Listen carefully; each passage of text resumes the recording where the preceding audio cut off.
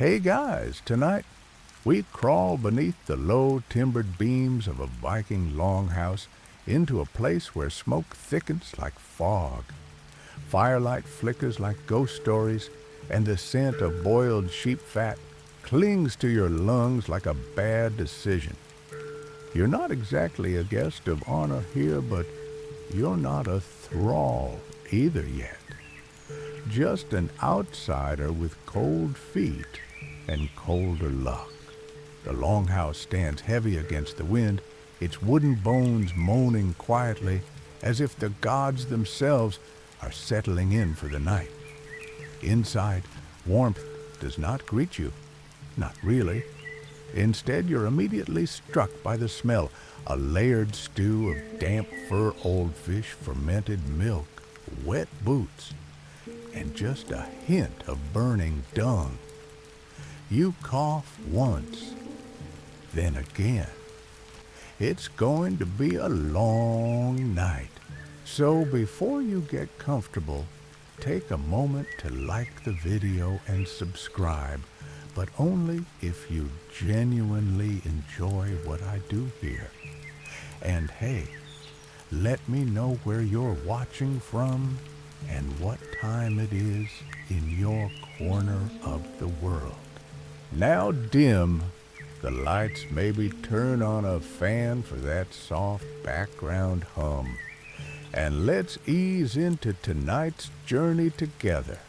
You duck beneath the thick animal hide curtain that serves as a front door and immediately lose the feeling in your eyes. Smoke, so much smoke. It curls from the central hearth like a living thing reaching for your face, your throat, and then dancing into your sinuses like it paid rent. The fire pit in the center burns low not for lack of wood, but because the damp logs are as tired as you are. You shuffle past a few wide-eyed children who stare at you with a curiosity that feels more invasive than cute. One is eating something gray. It might be porridge. It might be moss. All around you, the walls creak with life, literally. The timber is alive with beetles, and they're not shy. Your ears catch the faint clicking sound of their mandibles scraping the wood, tiny architects of unease. The longhouse, stretching over 30 meters in length, is packed shoulder to shoulder with the living and the barely living. Elders mutter in corners, animals huff through the slats in the walls, and warriors, thick-bearded and thicker skulled, lean against beams, picking meat from their teeth with small knives that probably have names. You find your assigned spot. And by assigned, we mean unclaimed. A patch of straw, mostly dry, wedged between a pile of goat droppings and a suspicious puddle of, let's call it, broth. Above you, fish hang from the rafters like salty wind chimes. They don't sway, they loom. Someone coughs nearby, a deep bronchial bellow that echoes through the chamber. You glance over and meet the eyes of an ancient man whose beard reaches his navel. He nods solemnly, then spits directly onto the floor and goes back to chewing a piece of bark. Historians still argue whether Viking longhouses were smoke-choked nightmares or cozy communal marvels. The truth is, probably both, depending on where you were in the pecking order and how well your nose worked. One thing's certain, ventilation was theoretical. Smoke rose from the central hearth and kind of just hoped it would find its way out. The ceiling had a smoke hole, yes, but whether it worked was between you and Odin. The goats come next. You hear them before you see them, tiny hooves clattering across wooden planks, followed by the low conversational bleats of animals entirely unimpressed by your arrival. Turns out, livestock share the space and they don't come with manners. One of them bumps your elbow, then sneezes with wet volcanic force across your only dry sleeve. You try to sit, but there's a chicken in your spot. You move it gently. It gives you a look that says, "I was here first." You nod in deference. Fair. As your eyes adjust, you notice the roof beams overhead are carved not ornately, but with intent. Faces, some serene, some snarling. Are they gods, ancestors, or just bored whittlers with too much time and not enough parchment? No one's quite sure. Historians still debate whether these carvings were ritualistic decorative or simply a way to keep the kids occupied during endless winters. You blink hard. Your eyes are starting to water from the smoke. You wipe them with your sleeve. Wrong sleeve. Goat sneeze sleeve. And the night has only just begun. You lower yourself onto the pile of straw that someone optimistically called bedding. It smells faintly of mold and strongly of last week's feet. A flat wooden board lies beneath, offering all the softness of a barn floor. You shift once, then twice, trying to find a patch that doesn't poke back. No luck. The straw is lumpy, the wood unforgiving. And oh great, you've just discovered a hidden pebble under your spine. You name it. Eric the Unyielding. Your sleeping area is nestled beside a low wooden partition, meant to keep the animals on one side and the humans on the other. It fails. A nanny goat pokes her head over the divider and immediately starts chewing on your hair. Across from you, a toddler is snoring while somehow chewing in his sleep. Nearby, a teenage boy mutters what might be a love poem or a shopping list in Old Norse. No one else seems fazed. Welcome to your first night in a Viking longhouse where privacy is a myth, personal space is a fantasy, and the concept of quiet time has yet to be invented. You adjust the rough wool blanket draped over your body only to find it's more whole than fabric. It clings to you like a wet towel and scratches like it's mad at you. Wool in the Viking world was a luxury, if thick and warm an affliction, if thin and poorly woven. This clearly is the latter. And then scratch, right at your side. It starts as a tickle. You tell yourself it's just your imagination. Then it moves. Sharp, quick, alive. Lice. Congratulations. You are now part of the Longhouse ecosystem. Historians still argue whether Norse hygiene practices were primitive or fairly advanced for the time.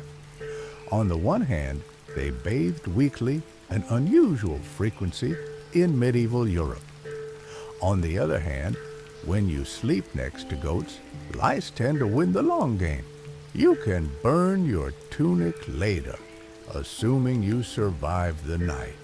A woman walks by holding a clay pot. You think she's going to cook something. You're wrong.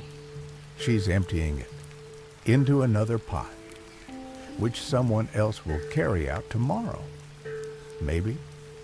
You're beginning to understand the value of chamber pots and why the floorboard slopes slightly toward the door. The ambient noise of the longhouse is like a symphony performed by instruments made of damp wood and phlegm. Coughs from one end, a sneeze near your feet, someone belching deeply in their sleep.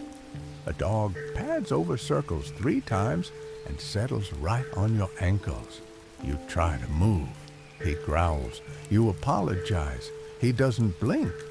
There's no moonlight, no lanterns, just the fire's sullen orange glow and the shapes it throws onto the roof, beams twisting shadows that suggest either Norse gods or that your vision is starting to go from the smoke. You wonder how the Vikings got any sleep at all. Then again, when you've spent all day hauling nets, chopping wood, rowing through ice water and dodging raiders, maybe this chaos counts as a lullaby. Your fellow lodgers are a gallery of snorers. Grandpa Olaf positioned center stage like a collapsed bear rug amidst noises that can only be described as glottal earthquakes. You shift your hay pile a few inches further away, only to land in someone's cast-off fish bones. Sharp, sticky, possibly still edible. You wouldn't recommend testing that theory. A faint draft drifts through the smoke hole above. It doesn't clear the air. It just cools your damp tunic enough to make you aware of every single seam rubbing your skin. The itchiness intensifies. You scratch your leg only to find a rough patch of wool seam that's about as gentle as sandpaper dipped in salt water. One of the warriors begins murmuring, not to you, not to anyone you can see. He's dreaming, speaking to the ancestors, or to the mead god, possibly. His words don't form coherent sentences, but the tone is reverent, like a prayer mixed with sleep mumbling. Then he laughs. You do not ask why. Somewhere behind you, a hen lays an egg. Right there, on the floor. No one reacts. Apparently, that's just a thing that happens. You lie back again, resigned to the fact that comfort is a foreign concept here. The hay shifts under you. You feel it move. Is it just settling, or is something crawling inside it? You lift your blanket. Nothing. You lower the blanket. Something scurries out the other side. You decide not to investigate. It's not your business anymore. The ambient temperature in the Longhouse swings wildly between stifling heat near the hearth and Arctic chill near the door. Naturally, you've been placed at the exact midpoint where both temperatures take turns making your life miserable. Above you, a man begins to hum a low, tuneless melody. It might be a lullaby. It might be a curse. You're not sure which one you're rooting for. A moment later, the toddler lets out a loud giggle in his sleep. He rolls over and plants his tiny foot firmly in the middle of your face. And still, you try to sleep. Sleep, you decide, is a distant cousin you once knew in another lifetime. Because here in the land of Norse night, noise's unconsciousness is not gifted, it's battled for. And the enemy is loud. Grandpa Olaf's snoring, which you assumed had reached its limit, now escalates into a crescendo of nasal percussion. He snorts, gasps, and finishes each sleep cycle with a triumphant honk that echoes off the rafters. Someone across the room applauds either sarcastically or sincerely. Hard to tell. The walls of the Longhouse, thick as they are, do nothing to muffle the soundscape. That's because they're built of vertical wooden planks packed with clay and straw insulated just enough to trap heat and humidity, but not quite soundproof. And so every burp, scratch, and sneeze is your bedtime playlist now. Directly next to you, a middle-aged man with a beard so long it wraps like a scarf begins muttering.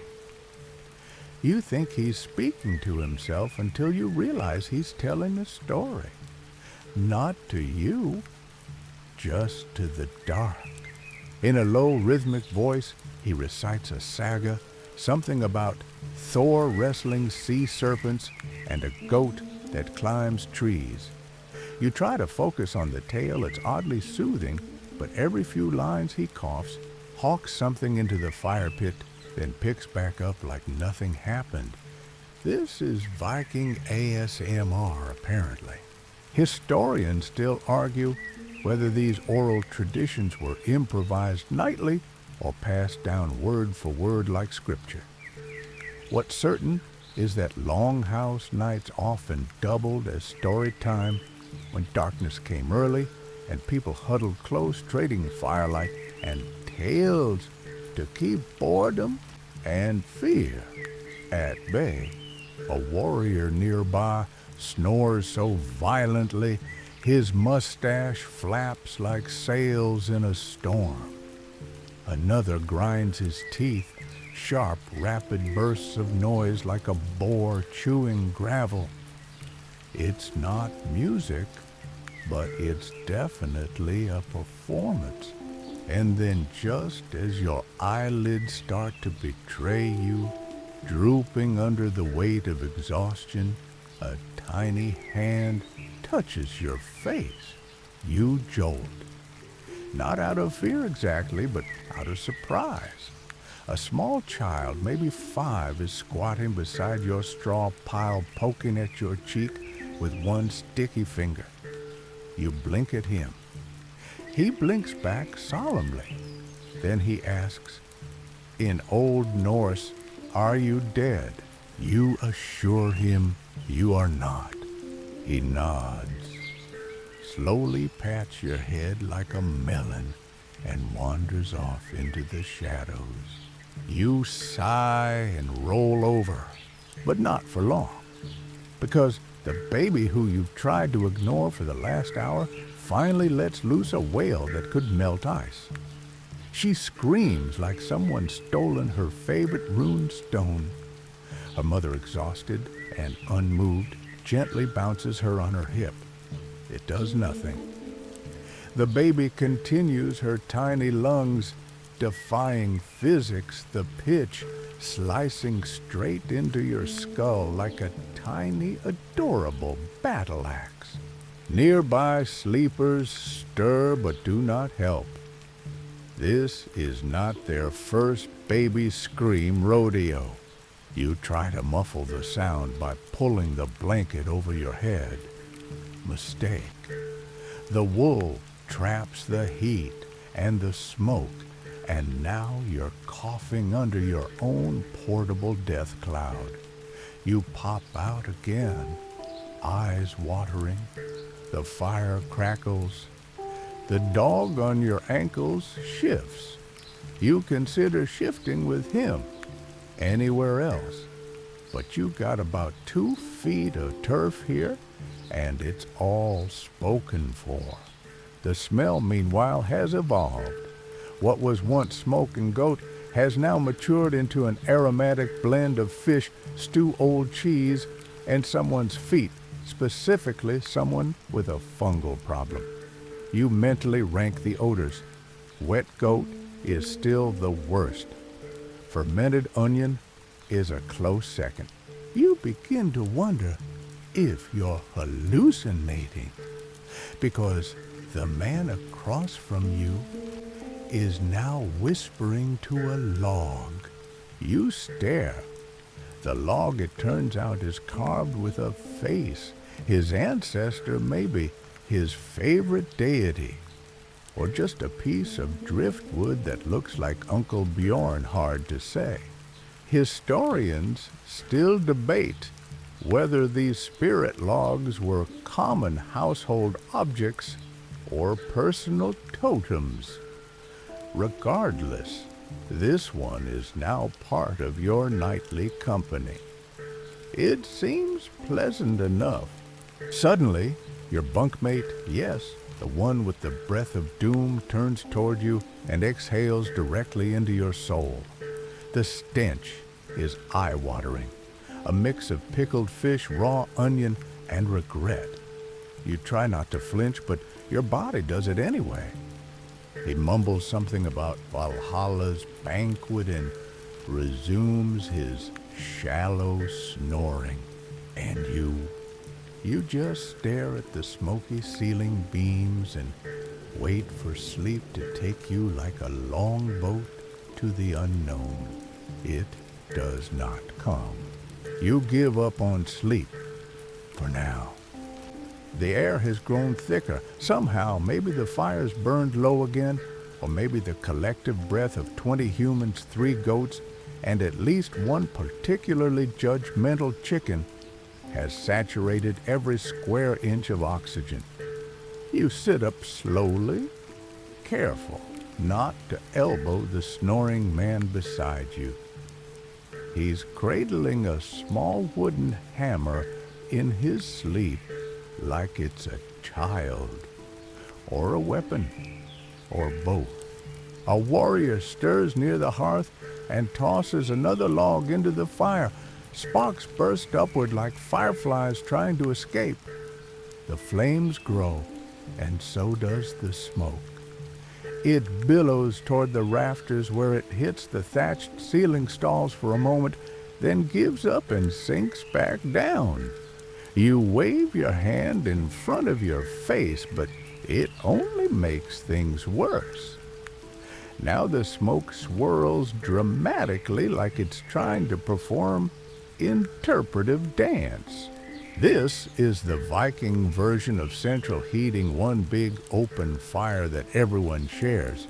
It's practical in a brutal kind of way, but the Longhouse's only real chimney is a smoke hole directly above the hearth.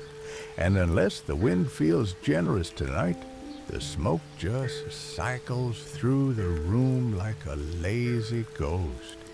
Historians still argue whether the smoke hole was sufficient ventilation or just a convenient excuse for why no one in the sagas ever had eyebrows.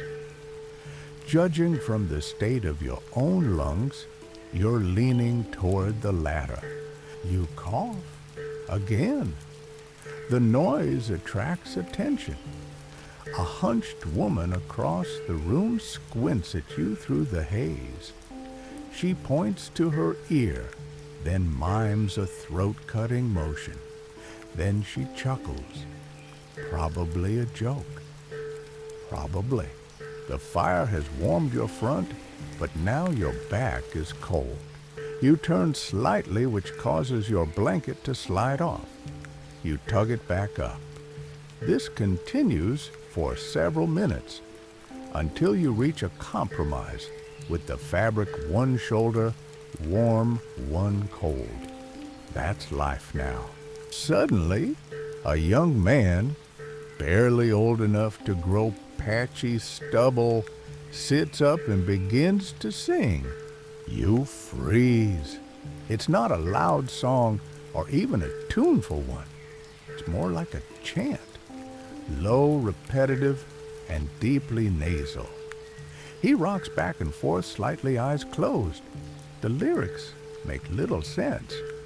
Something about a tree that speaks, a fish that cries, and a storm that forgets its own name. No one interrupts. In fact, a few of the elders nod along.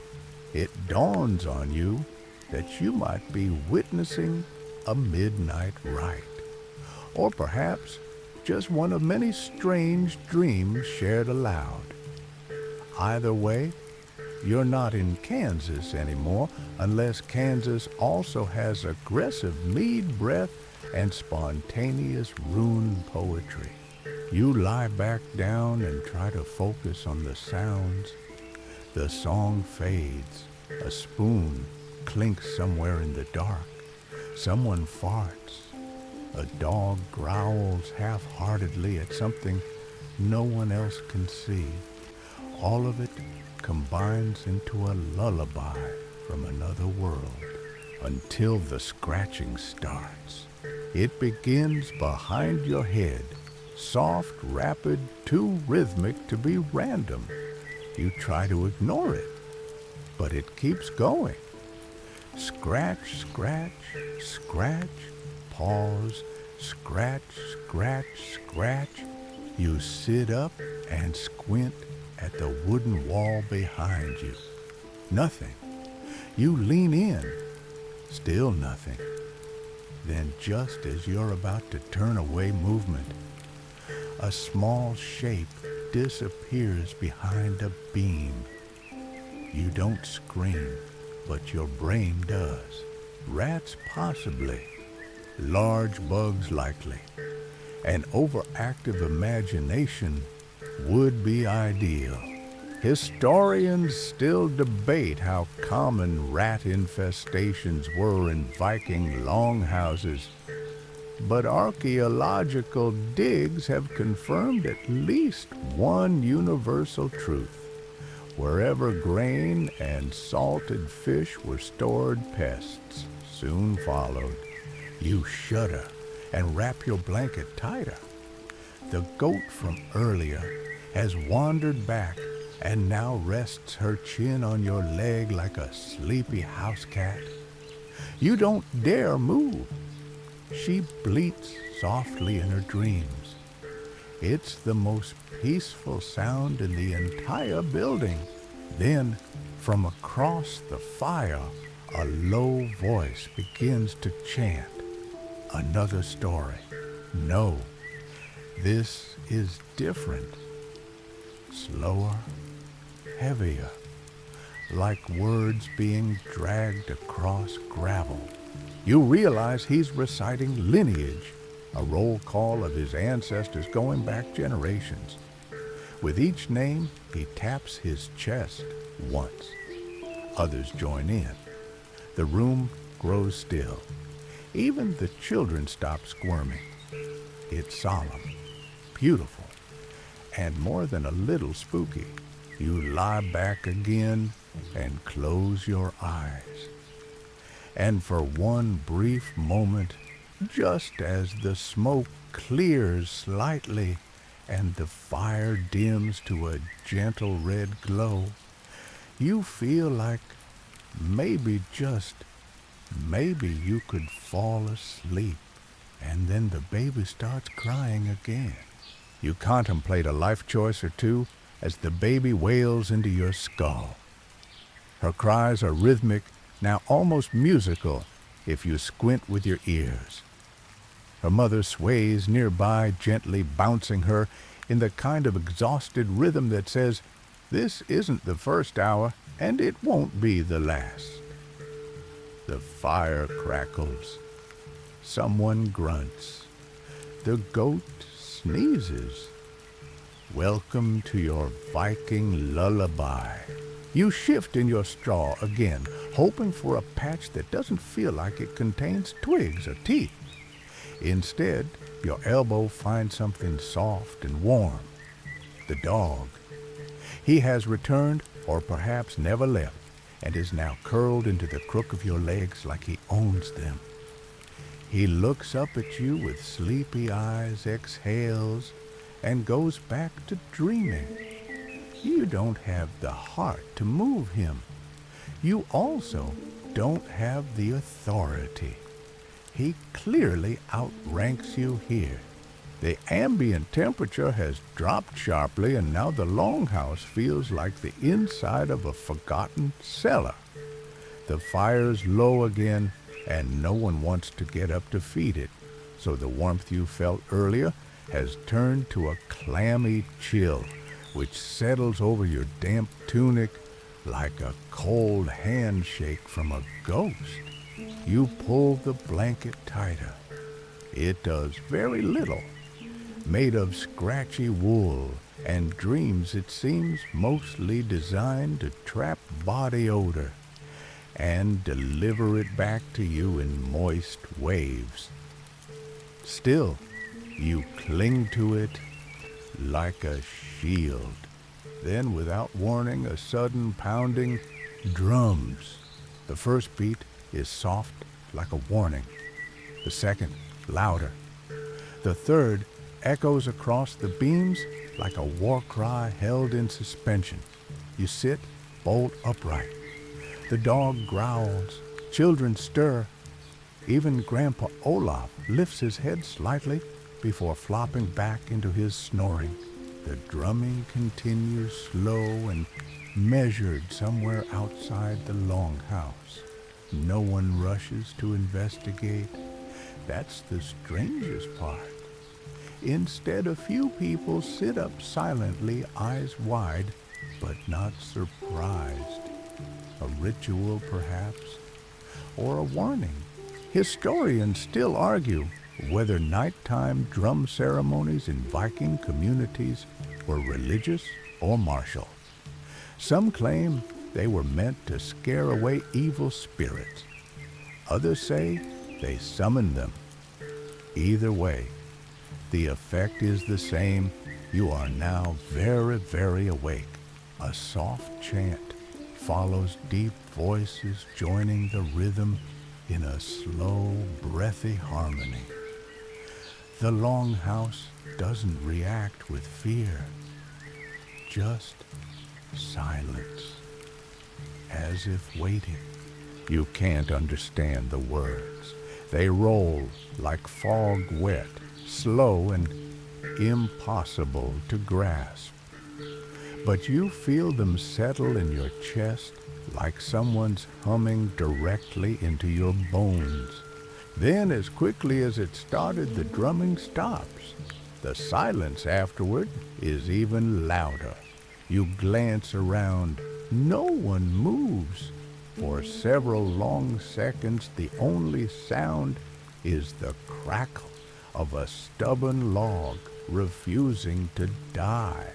Then, with a long sigh, someone near the door spits into the hearth. And just like that, the Longhouse begins to breathe again. But you don't, because right behind your head, just inches beyond the wooden wall, you hear scratching, scratch, pause, scratch, scratch, long drag, scratch. You freeze. The dog growls again, this time more intently. You reach slowly toward your bundle of clothes for a stick, a knife, anything resembling a weapon.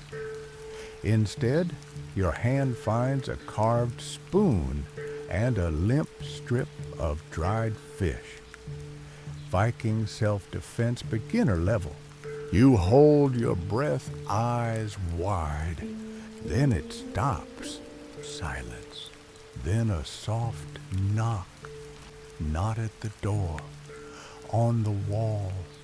Right behind your head. You blink hard. Maybe it was the wind.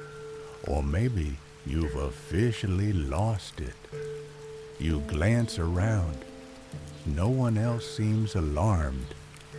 A child rolls over and farts. The goat sighs. You lie back down, heartbeat, drumming faster than any ceremony outside. Historians still debate whether Viking longhouses were spiritually active spaces haunted by ancestral presence or occupied by land spirits called landfetir. Depending on the region, knocking sounds in the walls were taken as signs, warnings, omens, or simply reminders that this world is never fully your own. You try to relax. The fire throws a soft glow, now gentle, like an old man's story. The smoke has thinned just enough to let you see the beams above where the carved faces catch light and shadow in alternating flickers. One looks like it's smiling, or maybe that's the sleep deprivation talking. You close your eyes, but the image of that knocking lingers.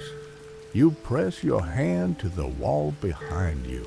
Just wood, just cold, just still. And yet, you don't sleep? Not yet. You eventually drift into a half-sleep, the kind that teeters on the edge of unconsciousness, but never quite falls in. Your mind floats through smoky sagas and fragments of chants you never understood. You dream briefly of a bear wearing a helmet offering you soup. You politely decline. A sharp snort brings you back. Not yours, someone else's. Across the room, Grandpa Olaf jerks upright with a start and mumbles something about ravens in the ale. Then he lies back down like nothing happened. You envy him. You roll onto your side to escape the now cold patch of straw beneath you, only to meet the unwavering gaze of the goat again. She's still there, still chewing. You begin to suspect she never sleeps. Or perhaps she's guarding you. She gives you a slow blink. You blink back. Mutual respect. Then with no warning, a loud crack explodes from the fire pit as a log splits under the heat. Sparks shoot into the air like angry stars. One lands on someone's blanket. A young woman slaps it out without even sitting up like it happens every night. Maybe it does. And so the cycle continues. Warmth, smoke, coughing, silence, snoring, baby whimpering, and the occasional inexplicable noise that makes your toes curl. Just as you start to settle again, a man near the central post shifts dramatically and lets out a deep, long sigh that seems to rise from the pit of his soul. He then starts muttering slow, raspy phrases, half prayer, half poetry. Something about Odin's spear wolves in the snow and how mead tastes better when stolen. You suspect he's been drinking, or possibly dreaming out loud. He finishes his mumbling with a low chuckle, and then drifts back into a deep, wheezy slumber. One leg remains propped upright like a makeshift sundial. You do not question it. Then someone begins to sing again. This time, it's a woman's voice. Quiet, low, carried on the smoke like a memory. Her song is not melodic, it's rough, like stone against stone, but somehow it works. The notes rise and fall in uneven intervals like waves in a choppy fjord. You recognize no words, but the rhythm lulls you. Even the fire seems to burn softer as she sings. The goat lowers her head and finally closes her eyes. The dog sighs, ears twitching. You, for a moment, are completely still. Historians still argue whether these night songs were meant to soothe the household or communicate with spirits. Some theories suggest they were lullabies. Others claim they were spells woven into melody chanted to protect the sleepers from things that wandered outside the Longhouse. You'd ask her, but interrupting a possibly magical Viking lullaby seems unwise. Eventually the song fades, not abruptly, just slowly like the end of a candle wick curling into smoke. And then quiet, real quiet. You take a deep breath, expecting another round of snoring, coughing, or ghost scratching. Nothing. No baby. No fire cracking. No foot poking your side. The Longhouse is impossibly still. You dare not move. It's as if the entire building is holding its breath. The carved beams overhead seem to lean closer. The sleeping bodies around you sink deeper into shadow. Even the dog is silent now. And then from just beyond the wall, a sound you can't explain. Not the scratching again, something different. A low, distant horn. Faint, but unmistakable. You freeze, eyes wide, breath shallow. The sound fades. You wait. Listen. Nothing follows. You wonder if it was real. The Longhouse resumes breathing again. A cough, a shuffle, a soft snore from a corner. But you don't relax, because a few moments later, someone stirs in the shadows and mutters, "They're back." You don't ask who. Historians still debate whether Viking communities were ever disturbed by coastal raiders in the dead of night, whether it was a realistic fear or a tale told to keep children close and quiet. But the horn, it didn't sound like bedtime storytelling. Still, no one panics. The fire is fed. A few men shift weapons closer to their straw, but no one moves to fight. Not yet. Maybe it was nothing. Maybe it was wind through a distant shell. Or maybe the sea brings more than fish tonight. You pull your blanket up higher. The goat does not stir, and the night goes on. You wake, if you can call it that, with a jolt, your heart pounding like a blacksmith's hammer. There's no horn this time, just a sound, something softer, closer, a whisper of movement. You sit up slightly, scanning the firelit haze for anything out of place. The coals in the hearth glow red and low, casting long, crawling shadows across the sleeping bodies around you. Then you hear it again, a low moan. It's not threatening, just odd, like someone calling in their sleep. You peer toward the source and see an older woman, maybe 60, maybe 100. It's hard to tell in this light. She's wrapped in layers of tattered wool and rocking gently on her straw mat, her eyes wide open, but fixed somewhere else entirely. She begins to speak. The language is Old Norse, but even so, something about the cadence feels ancient, older than the Longhouse itself. She speaks names, strange ones, places too. Her voice rises, falls, rises again.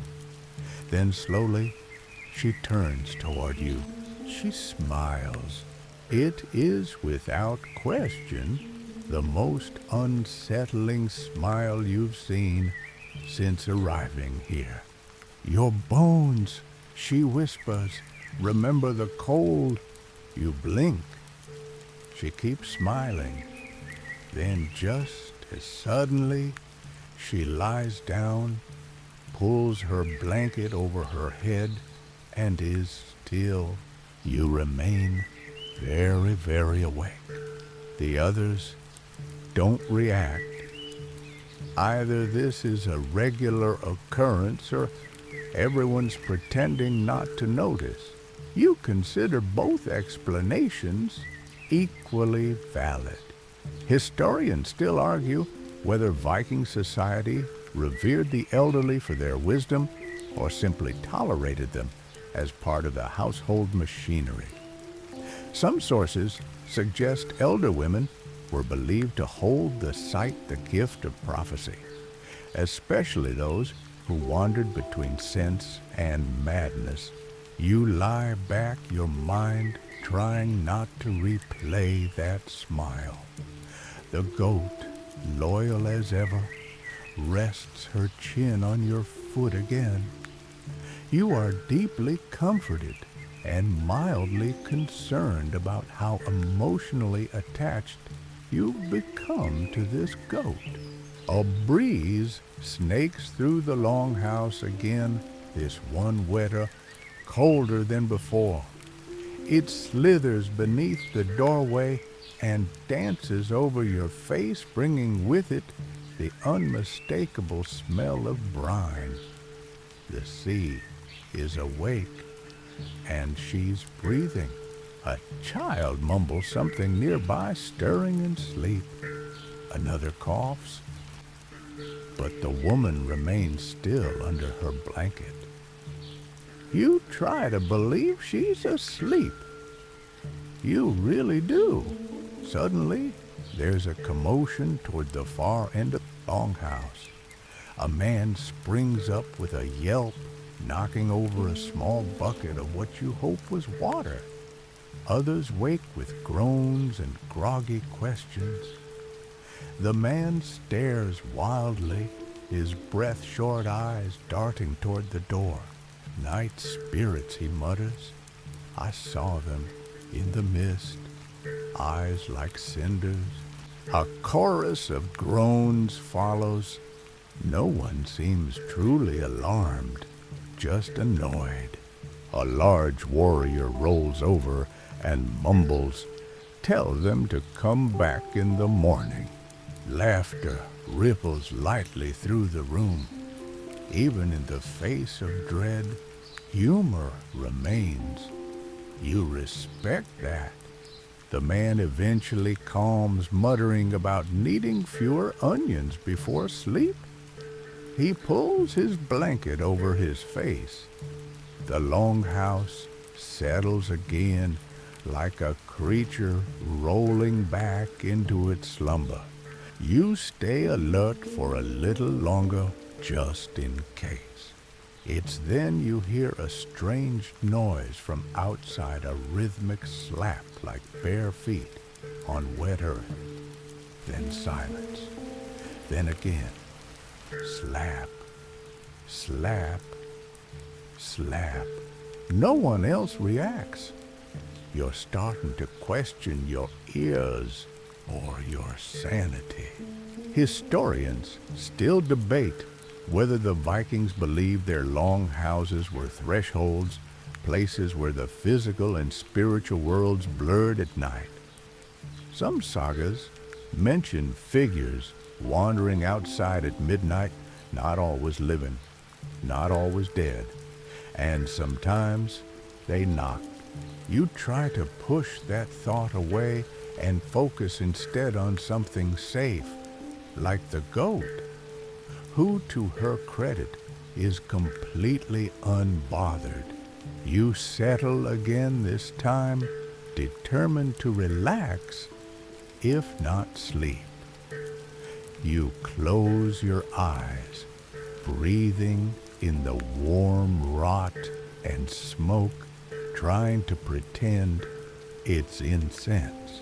Just as your mind begins to fog, something brushes your face. You flinch. It's a hand, a tiny one, the toddler again. He's back peering at you with solemn eyes and holding something, a dried fish. For you, he whispers. You take it, because what else do you do? He nods and pads away into the dark. And you finally let your eyes close. You don't know how long you've been asleep, but when your eyes creak open, the fire is little more than a pile of sullen embers, and half a goat is snoring on your shin. You try not to wake her as you shift, only to realize she's pinned your blanket down with the full weight of her sleepy Viking bulk.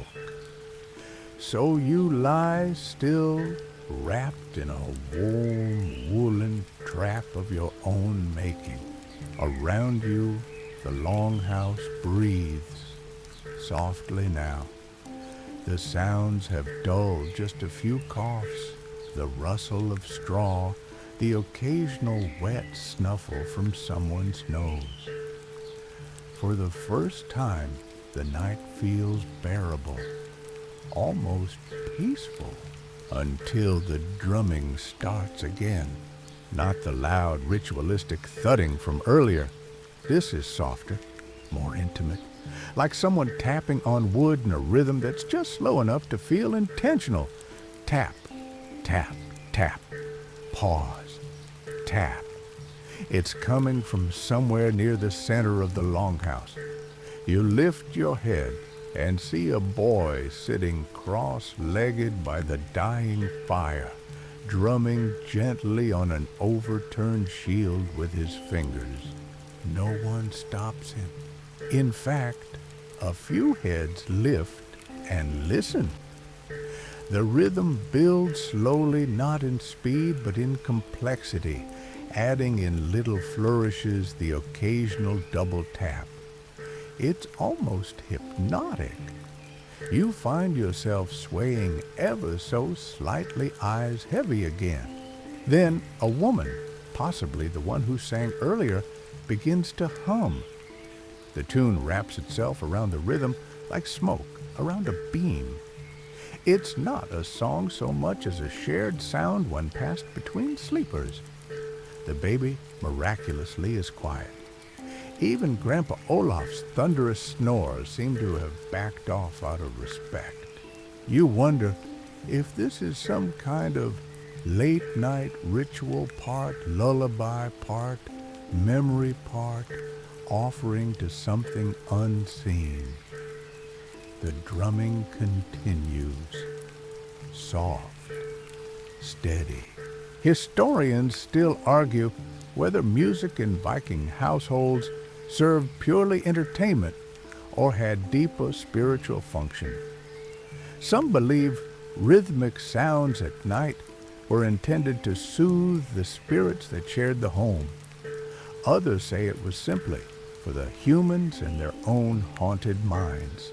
The boy stops drumming, slowly lowers the shield and curls into a ball beside it. You blink. You hadn't even realized your eyes had been open. Then the dreams come. Not dreams exactly, more like fragments. You see a long ship cresting over black waves. You feel the cold iron of an axe in your palm. You hear voices deep and echoing, speaking languages you don't know but somehow understand. The sea hisses. A face looms, eyes ringed with soot, mouth whispering your name, though you've never met her. You wake. A bead of sweat rolls down your back. The fire is out. There's only darkness now, total, breathless darkness. No ember glow, no moonlight through the smoke hole, just the kind of black that presses against your eyes, even when they're open. You hear someone shift. You assume it's the dog. Then someone else breathes close to your ear. Too close. You sit up too fast and knock your shoulder into a post. Ah! But there's no one there. You reach out into the dark. Nothing. Just straw and stale warmth. Then the voice speaks again. Time to go. A whisper. Genderless, cold, close. You bolt upright, heart pounding, reaching for that trusted dried fish sword again. But this time, the Longhouse reacts. Someone else sits up, mutters something about bad dreams. Another coughs. The woman in the woolen layers stirs and chuckles to herself. You heard it too, she says, not facing you. They always come near dawn. You don't respond. You're too busy trying to keep your breath even. Historians still debate whether Viking spiritual beliefs included entities that appeared before sunrise. Some claim these were Fetch's ghostly doubles that came to warn or claim the living. Others suggest they were just night terrors fueled by smoke and sagas. You lie back down, eyes open in the dark. The goat has shifted off your foot and now leans heavily against your shoulder like a drunk friend who wants to tell you a secret. You let her stay. The voice doesn't return, but you don't forget it, and sleep ever cruel circles but never lands. Somewhere between consciousness and surrender, you find yourself staring at the dark again, wide-eyed, wrapped in scratchy wool, and officially unsure whether your night in the Viking Longhouse has lasted 6 hours or 6 years. Time has folded in on itself, collapsing under the weight of coughs, creaking beams, and the subtle horror of shared breath. Eventually, your eyes adjust to the gloom just enough to make out shapes. Human ones mostly, curled forms under blankets. One, however, is sitting up motionless, watching the door. You blink once, twice. She doesn't move. She sits like a carved statue, face turned slightly toward the wooden threshold as though she's waiting. You think she might be asleep with her eyes open, or dreaming, or gone in that eerie way some people can be without leaving. You try to roll over and get comfortable again, only to jam your shoulder against the dog. He's reclaimed your legs in full and lets out a growl so low and personal that you immediately apologize. He shifts slightly, giving you a whole 3 inches of wiggle room. Generous. Then comes the sound. Again, a soft hiss. Not quite like wind, not quite like voice. You strain your ears trying to isolate it, but it shifts, dances as if moving behind the walls. The straw beneath you rustles without permission. The fire's out.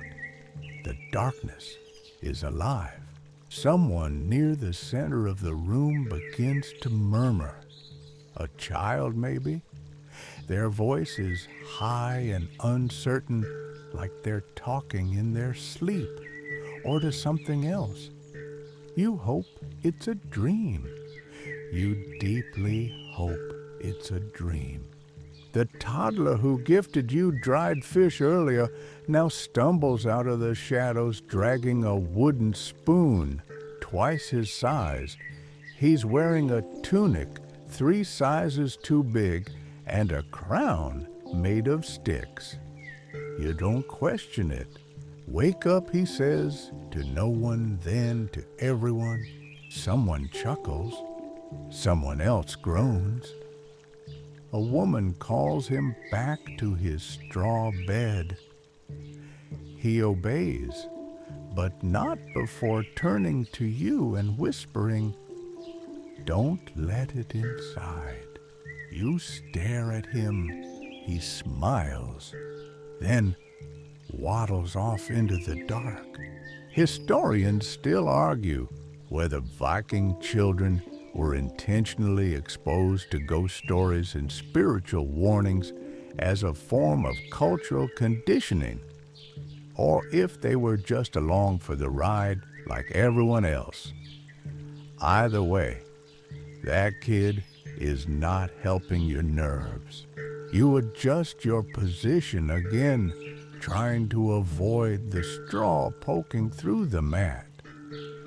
This time, you succeed for about 15 seconds. Then, crack, you roll directly onto something hard and oddly shaped. You reach beneath the straw and pull it out.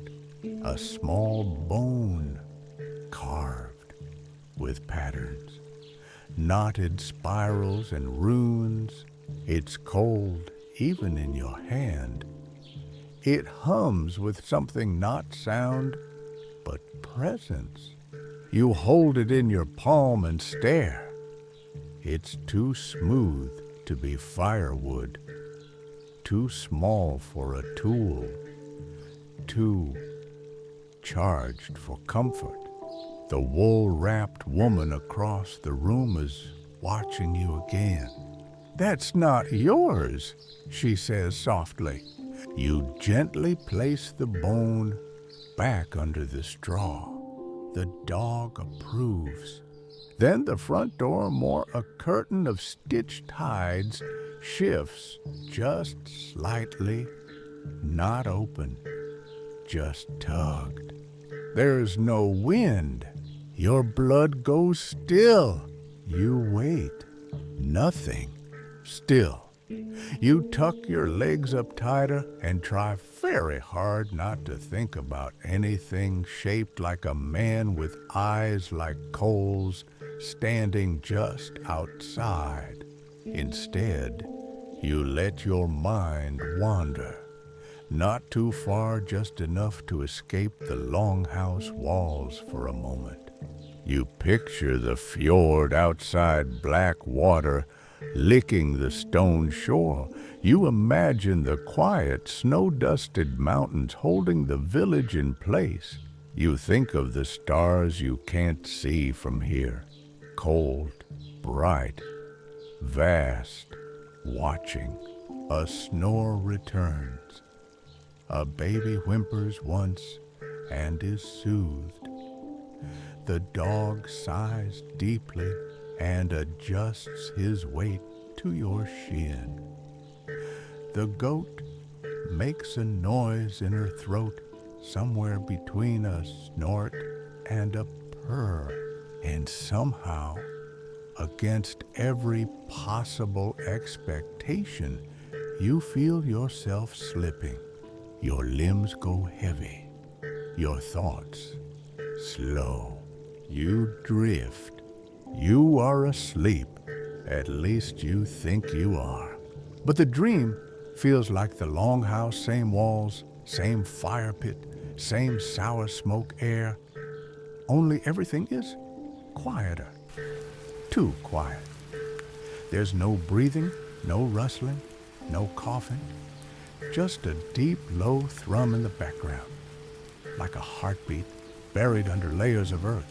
In the dream, the fire glows unnaturally bright. And the people around you, well, they aren't moving. They're not asleep exactly, just paused, like carved figures in a diorama of Norse domestic horror. You stand effortlessly. Your body feels lighter here. You step toward the hearth, and the bones in the fire crackle in greeting. That's when you notice them eyes watching you from the shadows. Not human, not animal, just shapes, waiting. You turn slowly and see the wool-wrapped woman again. Only this time, she's not rocking. She's standing tall, impossibly tall, her eyes glowing like embers in a windless night. "You're listening now," she says. "That's good." Then she's gone. You jolt awake. This time for real. And everything is wrong. The fire is out. No glow, not even embers. Just black. You can't see your hand in front of your face. You sit up. You are not alone in doing so. All around you, others are stirring, not urgently, but together, as if a silent signal has gone out. Even the dog at your feet lifts his head and whines. Someone opens the door. The cold rushes in like an accusation. Outside, the wind howls, not just blowing, but screaming. You hear waves crashing far off, closer than before. The sea is angry. A warrior stands near the threshold holding a torch that won't light. Someone mumbles a prayer. Someone else begins to chant. It's not chaos.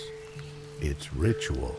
This happens often, and yet no one has told you what to do. You stay where you are, watching, listening. The wool-wrapped woman stands near the center of the room. Again, she looks at you. Again, she points at the beam above your head. You look up. There's a carving there you hadn't noticed before. A face not like the others. Its eyes are missing, hollowed out like two dark tunnels. Its mouth open in a wide, silent scream. You feel suddenly cold, not from the wind, but from inside. Historians still debate whether Viking households engaged in seasonal protective rites, ceremonies, to guard against malevolent forces during the dark months. Some artifacts suggest talismans were placed in Longhouse rafters. Others say those same rafters were used for hanging criminals. Either way, you're currently sleeping beneath something that clearly has opinions. The chanting grows louder. Now someone's ringing a bell small, tinny fast. The toddler from earlier is sitting cross-legged again, eyes wide open, not blinking. You're not sure this is a dream anymore. A warrior walks past you holding something wrapped in cloth. He mutters to himself, pressing the bundle against the walls in a practiced pattern.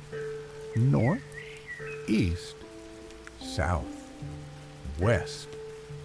His bare feet slap against the planks like the drumbeat from earlier. A goat sneezes. No one reacts. Then silence. Total silence. And the door left slightly open shuts on its own. Not slams, just closes, like something was invited in or kept out. You hear a sharp metallic clink like a blade touching stone. You lie down again, not because you feel safe, but because your body tells you it's better not to be standing right now. The dog lays his head back down on your ankle. That helps. A little. You stare into the dark and try to slow your breathing. Inhale, hold, exhale. Let the sounds return. Let the fear fade. Eventually, someone throws a log on the fire. It sparks to life again, hesitantly. The shadows retreat just enough. The Longhouse starts to breathe again. A cough, a creak, a snore. You close your eyes, and the face in the rafters still watches. You awaken slowly this time, as if your body is unsure whether it's safe to be conscious yet. The Longhouse is brighter now, dim, yes, but there's a sullen amber glow crawling along the beams. The fire has been coaxed back to life, and the flames crackle with a sense of calm confidence, like they know they were sorely missed. Your mouth is dry. Your limbs feel heavy, as though the air has thickened overnight. You sit up to find your blanket balled up beneath you, your tunic clinging to your skin with the consistency of cold porridge, and the goat now fully occupying your pillow space. She's fast asleep. Her hooves twitch gently, dreaming of greener hay, maybe. Around you, others are stirring too. Someone is yawning in a way that sounds like a growl. A young woman combs her hair with her fingers, pulling out more tangles than strands. A warrior lifts his shirt to inspect an angry scar that wasn't there last night. You blink, and that's when you realize something is missing. The smell. Oh, it's still bad, don't get excited, but it's less bad. The cloying dampness has faded, replaced by a sharper, more focused aroma. Dried fish wood smoke and onions. Why onions? A clay bowl is passed down from somewhere near the hearth. Inside the Viking version of breakfast, you're handed one. It contains a stew of sorts, boiled grains, shredded smoked fish, some bitter greens, and at least 3 distinct flavors you absolutely can't identify. You take a bite. It's warm, salty, and vaguely gritty. Could be sand, could be bone. You don't ask. The man beside you lets out a contented grunt and slurps his bowl dry in one breath. He smacks his lips and belches a word that sounds like blessed. You're not sure if he's referring to the meal, the fire, or the fact that he survived the night. Historians still argue whether morning meals in Viking households were routine or reserved for times of surplus. Some evidence suggests dried fish and porridge were staples, while others claim early Norse breakfasts were dictated by whatever didn't rot overnight. Across the room, a woman dabs her temples with a cloth soaked in some kind of fragrant oil. The steam rising from it smells of pine and mint and something medicinal. She presses it to the forehead of a child who appears pale and feverish. The boy groans, and she whispers something in his ear, words that sound both ancient and private. The woman in wool, yes, her again, appears at your side. She sits without a sound, holding her own bowl, which she doesn't eat from. She simply stares into it, then glances toward the beam above your head. You don't look. She says nothing, just hums, low and steady, like a lullaby that's lost its melody, but kept its weight. Eventually, she moves on. The stew warms your stomach just enough to wake the rest of your body. You shift, stretch, and feel every muscle in protest. Your back aches like you've been beaten with a barrel stave. Your feet are cold, and your left hand has apparently fallen asleep before the rest of you ever had the chance. Someone tosses a bundle of kindling onto the fire, and for the first time, real light blooms across the Longhouse. You can see the full length of it now, rows of bodies rising like tangled crops, weapons propped neatly against wall, bits of drying meat hanging from rafters that looked higher in the dark. The toddler, Prince Spoon in hand, is leading a small procession of chickens in circles. No one stops him. A large warrior with a broken nose and a fur cloak begins polishing his axe with a cloth so worn it's more suggestion than fabric. He notices you watching and gives a small nod. You nod back. It feels like a pact. You glance toward the door. Light seeps in from outside, thin and gray, but honest. The sun, or what passes for it in this frozen world, is returning. Then, just as you think the world is beginning to make sense again, a sharp thwack cuts through the room. A man curses loudly. He's just stepped barefoot on a splintered plank and now hops around holding his foot. A few people laugh. One of the goats sneezes. Life resumes, and the spell, the long, eerie enchantment of the Viking night, begins to lift. But you know better than to relax fully, because in a place like this, the quiet never means peace. It just means something else is coming. The morning creeps in like a thief, unsure of its welcome. Pale light slips through the slats of the Longhouse walls, hesitant and watery, like it's been diluted by all the smoke and stories clinging to the timbers.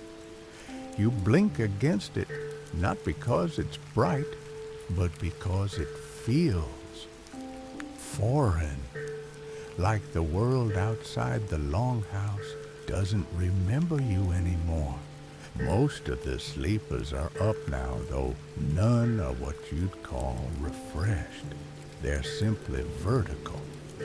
That's the Viking version of morning glory. You stretch slowly, careful not to disturb the dog who's now relocated to your chest and is enjoying what appears to be the most comfortable nap of his life. You suspect he used your torso as a mattress, your ribs as a pillow, and your dignity as a chew toy. The fire's been fed again. It crackles and pops with more confidence now. Someone ladles out more stew from a blackened iron pot. It smells slightly improved. Maybe someone added herbs. Or maybe you've simply stopped caring. Then comes the sound of boots, heavy ones, not stomping, thudding, purposeful, rhythmic. The entire Longhouse stiffens like a single muscle. A tall figure emerges from the far corner. He's broad, bald, and cloaked in thick fur. One eye the other, a pale mass of scar tissue.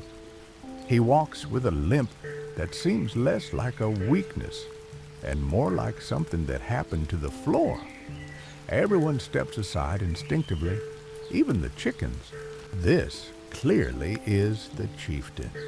He surveys the Longhouse with a look that suggests he could kill you with a glance, but only if he thought you were worth the energy. His gaze stops on you for a moment, lingers, then moves on. You exhale for the first time in 30 seconds. He grunts something to a nearby man too fast to catch. The man nods and disappears out the door. The chieftain walks toward the hearth and squats beside the fire, staring into it. Then he spits. Historians still argue whether Viking chieftains ruled through fear, respect, or simply being the largest human in the room. In reality, it was probably a mix of all three, with a bit of "don't question the man who owns the best axe" thrown in for good measure. Behind you, a few of the women are gathering scraps of fabric and dried herbs. One crumbles something green and fragrant into a cloth bundle. and tucks it into the thatch near the roof. A charm, maybe, or a mouse deterrent. In Viking households, sometimes the two were the same. Your goat friend rises at last, stretches, and gives you a glance that says, "We made it." You nod back. Partnership solidified. Then someone sneezes violently. A red-bearded man holding a cracked mug mutters something about sea rot and wipes his nose on his sleeve. No one seems concerned. Illness here is just part of the furniture.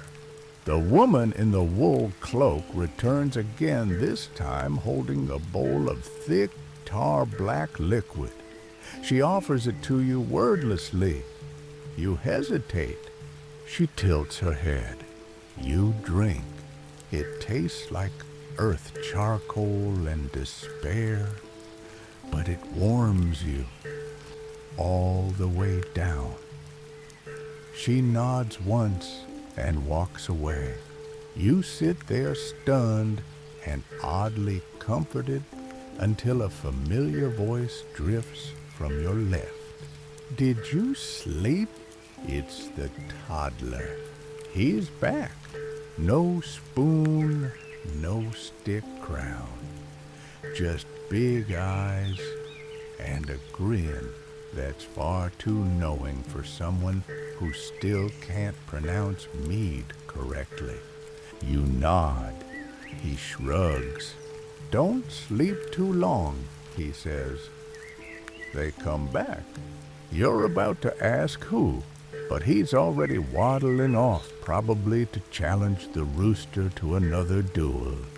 The chieftain stands. Everyone hushes. He says something short, clipped, and sharp. It sounds like a command and a joke at the same time. Everyone laughs. The tension breaks, and suddenly people are eating again, talking, moving with a sense of routine. The Longhouse feels, if not cheerful, at least alive. You exhale. You've made it through a Viking night, but not without scratches. Because as you stand to stretch your legs, you feel it an ache in your back, a stiffness in your joints, and something odd. You pull your tunic aside and spot it, a small scratch just above your hip. Nothing deep, just odd. Too precise to be random, too clean to be accidental. You stare at it for a long moment, then pull the tunic back down. Some questions don't need answers. Not before breakfast, anyway. The Longhouse is awake now, fully and without ceremony. Morning routines unfold like clockwork, passed down from bone to blood, measured quiet and a little grumpy. People speak in low tones, not because they're being respectful, but because no one has enough energy left to shout. You shuffle to the side of the hearth, careful not to trip over a toddler or a chicken. The stew has thickened overnight into something between porridge and wall plaster, and it's being reheated in a squat iron pot that looks like it's older than several of the residents. Someone hands you a wooden spoon, not because you asked, but because your empty hands made you look suspicious. As you scoop the gluey mix into your mouth, you scan the room. The rafters look less menacing in daylight, or maybe your brain has stopped interpreting shadows as spirits. The carved face above you is still there, its empty eyes less terrifying now, more tired. The woman in the wool cloak moves through the Longhouse again, her feet silent, her hands always busy. You notice she doesn't eat. She just observes, checks, adjusts. You're beginning to think she isn't a member of the household so much as a structural part of the building itself. From outside, faint clattering metal on wood on snow drifts in. A warrior walks in with wet boots and a face like stone. He nods toward the chieftain, says something sharp, and tosses a bundle onto the floor near the fire. It lands with a dull thud. A rabbit, frozen solid. He pulls off his gloves, breathes into his hands, and crouches near the flames like the entire world didn't just witness him casually throwing dinner at the carpet. Someone else brings in a string of fish, still twitching. A woman appears from nowhere with a knife in one hand and a length of twine in the other. The cleaning begins, quietly, efficiently. Fish are gutted organs tossed to the dogs' heads, set aside for boiling or broth or ritual. You don't ask. Historians still argue whether daily life in Viking longhouses was gendered strictly or functioned more fluidly depending on household needs. What is known is that tasks were not idle, they were survival. If you weren't helping, you were in the way. And if you were in the way, you might soon find yourself outside with the livestock. The smell of fish guts mingles with the smoke. It's better than last night's stew, but not by much. A young woman sits beside you and begins braiding her hair. It's long, impossibly thick, and studded with tiny bits of bone and beads. She works silently, but occasionally hums one of those meandering Nordic melodies that sounds like it was meant to be sung in the fog. Then, without looking, she asks, "Did it knock for you?" You pause, spoon halfway to your mouth. "I heard something you admit." She nods once, still braiding. "They knock sometimes," she says. "They forget which ones are theirs." She finishes the braid, ties it with a bit of leather cord, and stands. And you stare at your bowl and wonder if you should finish the last bite. The chieftain stretches and grunts a command. Men begin to rise. Axes are checked, cloaks wrapped.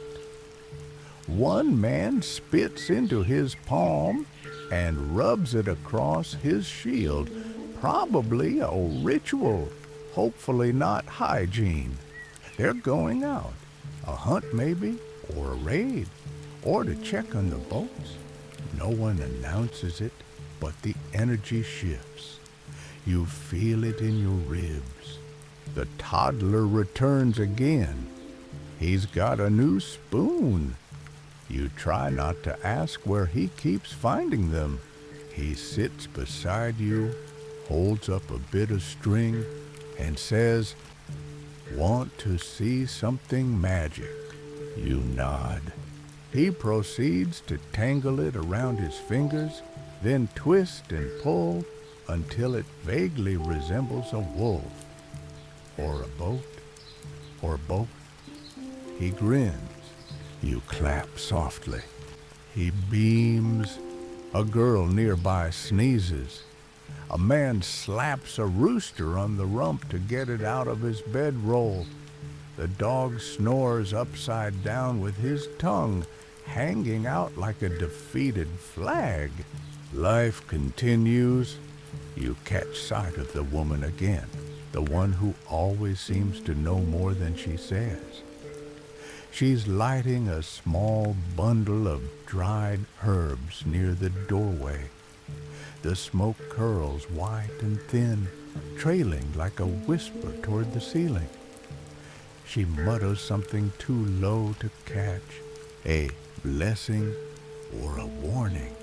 Either way, you feel it settle, and you think for the first time since you stepped into the Longhouse that you might make it through the day. But night is never far, and neither are the things that come with it. You follow the rhythm of the day like a visitor on a tide carried by the Longhouse's slow, practical pulse. Every movement around you has purpose. If someone's idle, they're mending a net. If they're standing, they're sharpening something. Even the children seem busy tying twine, hauling, kindling, feeding scraps to creatures that may or may not be officially domesticated. The woman with the ever-present woolen cloak that living, breathing shadow has taken to brushing dried herbs into the cracks in the wooden walls. You recognize a few scents: rosemary, maybe? Juniper, definitely. The others, you don't ask. She hums as she works, not the comforting sort of hum, more like the kind you hear in the back of a cave from something old and breathing. You step outside, briefly blinking against the watery daylight. It's cold, naturally, but not cruel. The sky is a flat white sheet, folded at the horizon, with no promise of sun. A few men are hauling logs toward the smokehouse. Two women scrape the hide of something large and recently dead. Snow crunches under your boots. Somewhere, someone is splitting wood with rhythmic, satisfying cracks. But the moment you cross back into the Longhouse, you feel it again. That change. It's warmer now, but the heat doesn't comfort.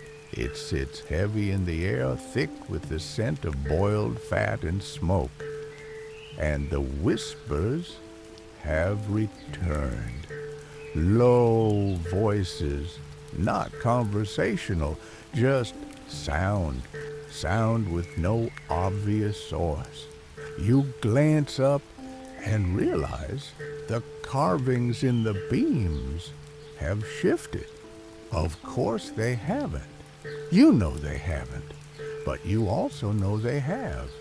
One figure above the hearth now has a new gouge across its brow.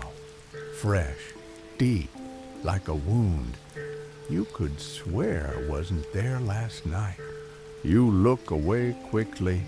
Historians still argue whether Norse longhouses were spiritual centers as much as homes, whether those carvings in the rafters were sacred protections or silent witnesses. Some even say they served as memory markers meant to change shape as stories were added to the household's lore. You settle near the fire, trying to ignore the bone spoon still tucked in your belt. The one the toddler handed you as a gift. You haven't returned it. You're not entirely sure you can. A bearded man drops onto the bench beside you and grunts. "Smoked meat's ready," he says, offering a strip that looks like a twisted branch. You accept it out of politeness. It's salty, stringy, and tastes faintly of ash. Delicious.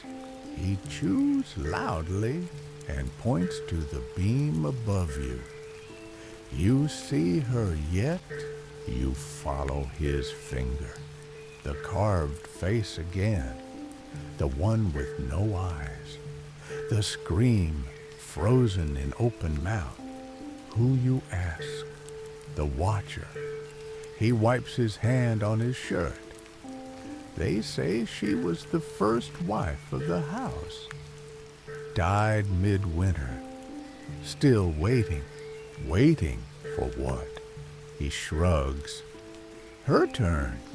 He laughs like it's a joke, but you can feel he's watching your face for a reaction. You don't give him one. He stands and wanders off chuckling. The woman in the cloak sits near the fire once more. She watches the coals intently murmuring to herself. Occasionally, she drops a pinch of something salt into the flames, which crackle back like they're answering her. You glance around. Everyone else is acting normal, mostly. But there's a rhythm beneath everything now, a pulse. Even the flickers of firelight seem timed to it. And the Longhouse you're beginning to suspect isn't just a building, it's a container, and it remembers. That night, as the light dims and the fire is fed again, someone begins reciting names. The same names from earlier, perhaps. Lineage, line after line of ancestor, ancestor, ancestor. Some names are spoken with reverence. Others whispered like apologies. You listen, and then just when you feel your heartbeat aligning with the pattern, the goat sneezes on your neck and ruins the moment. She settles beside you again like nothing happened. You forgive her immediately. Because, honestly, at this point, she's the only thing in the house you trust. Evening slides and smooth and silent, like someone pulling a heavy cloak over the world. One moment, there's the dim silver light of day sneaking through the cracks in the Longhouse walls. The next, it's gone, swallowed by shadows that crawl upward from the floor like old smoke rising in reverse. The Longhouse responds to the darkness as it always does, with ritual disguised as routine. The fire is fed its flames, licking higher this time, chasing away the cold, but not the unease. Meat is turned on spits. Someone starts humming again, always the same descending melody, like the memory of a tune instead of a proper song. You huddle near the hearth more for light than warmth. The goat, your trusty four-legged trauma counselor, has taken up position at your back again, sighing heavily every few minutes as if burdened by cosmic knowledge only goats possess. The toddler reappears. Where does he even go all day this time, dragging a wooden bowl full of river stones? He begins arranging them in a circle around himself, muttering numbers as he works. 1, 2, skip, 4, 5, wolf, 7. You decide not to correct him. Across the Longhouse, a small group has gathered near the central post. They're hunched around a rough wooden board. Someone has carved small figures, warriors, animals, trees, and they move them across the surface in slow, deliberate gestures. It's a game, maybe, or a map, or a plan. No one explains. The woman in the woolen cloak glides past you again, this time carrying a bundle of branches tied with red string. She hangs it above the door and taps it 3 times. Tap, tap, tap. The sound is soft, but deliberate, measured, like knocking, but in reverse. You shiver, not from the cold, just from being alive in a place where things knock before they enter, and people answer with bundles and blood-colored twine. Someone begins to recite again. Different words now, not names. A story. One you can barely follow, but you recognize the cadence, a saga. Spoken in the same tone as all the others, half chant, half confession. There's mention of a frost giant, a silver moon that bled, a woman who turned into stone and still watches from a hilltop. You wonder if this story ends well. You wonder if any of them do. Historians still argue whether Viking sagas told indoors were meant as entertainment or instruction. Some believe these tales were warnings wrapped in myth stories designed to imprint truths that could not be said directly. Others think they were simply ways to keep minds busy while the nights tried to creep in. Outside, the wind starts up again. Not a roar, not a howl, just a constant, steady exhale from the earth itself. Like the sea breathing inland, you can feel it in the timbers, humming low. The goat twitches. You glance up at the carved faces along the rafters. There are more of them than you remember. That one in the corner, did it always have that twisted grin? Or has your imagination learned new tricks? Beside the hearth, someone sharpens a blade, not loudly, just consistently. The rhythm sets your teeth on edge. Shh, shh, shh. Metal on stone, the song of readiness. And yet, no one acts afraid. No one speaks of omens or spirits or watchers. That would give the dark too much power. Instead, they work. They hum. They eat. They tend to animals. They tell stories with people who have long since stopped answering back. It's their way of holding the night at bay. And you sit very still. Because even though no one says it aloud, you know the truth now. No one sleeps all the way through in a Viking longhouse. Not if they've lived in one long enough. You lean your head back against the post, listening to the crackle of the fire, the clink of the bowl game, the occasional whisper. You try to relax. The goat rests her head on your shoulder. The toddler finishes his rock circle and nods with satisfaction. The woman ties another red string near the wall, and somewhere in the rafters, something shifts with a creak you pretend not to hear. Darkness returns not with drama, but with familiarity, like an old friend who always overstays their welcome.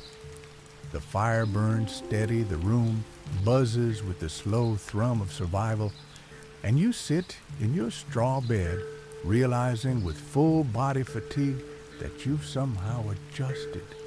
You've adapted to the discomfort, the noise, the smells, even the whispers. What was unbearable last night has become expected. You no longer flinch when the beams groan. You barely notice when someone drops a fish head on the floor.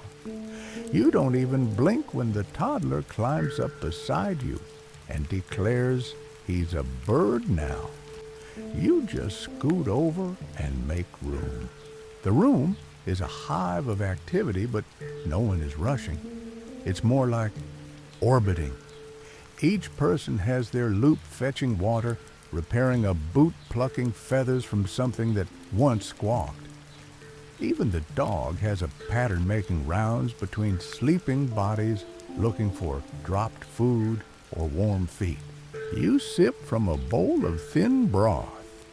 It tastes like everything else, smoke, salt, and resignation. But it's hot, and that counts for something. Then, through the low drone of voices and fire pops, comes a sudden clatter from the back corner. Everyone freezes. It sounded like a bucket tipping, or a stool, or maybe something heavier. No one moves for a full 10 seconds. Then, as if choreographed, everyone goes back to what they were doing. Except you. You're still staring into the shadows where the sound came from. Just the boards. Someone mutters nearby, not looking up. You nod slowly, but you don't believe it. The woman in the wool cloak stands and walks, no glides toward the corner. She kneels her back to the room and begins whispering, not loudly, not frantically, just gently. A string of soft words you can't make out, spoken in rhythm, as though she's reading from a page only she can see. She places something down on the floor. A bundle of herbs, maybe, or bone. Then returns to her seat and resumes darning a sock. You can't tell if this is routine or ritual, and you don't ask.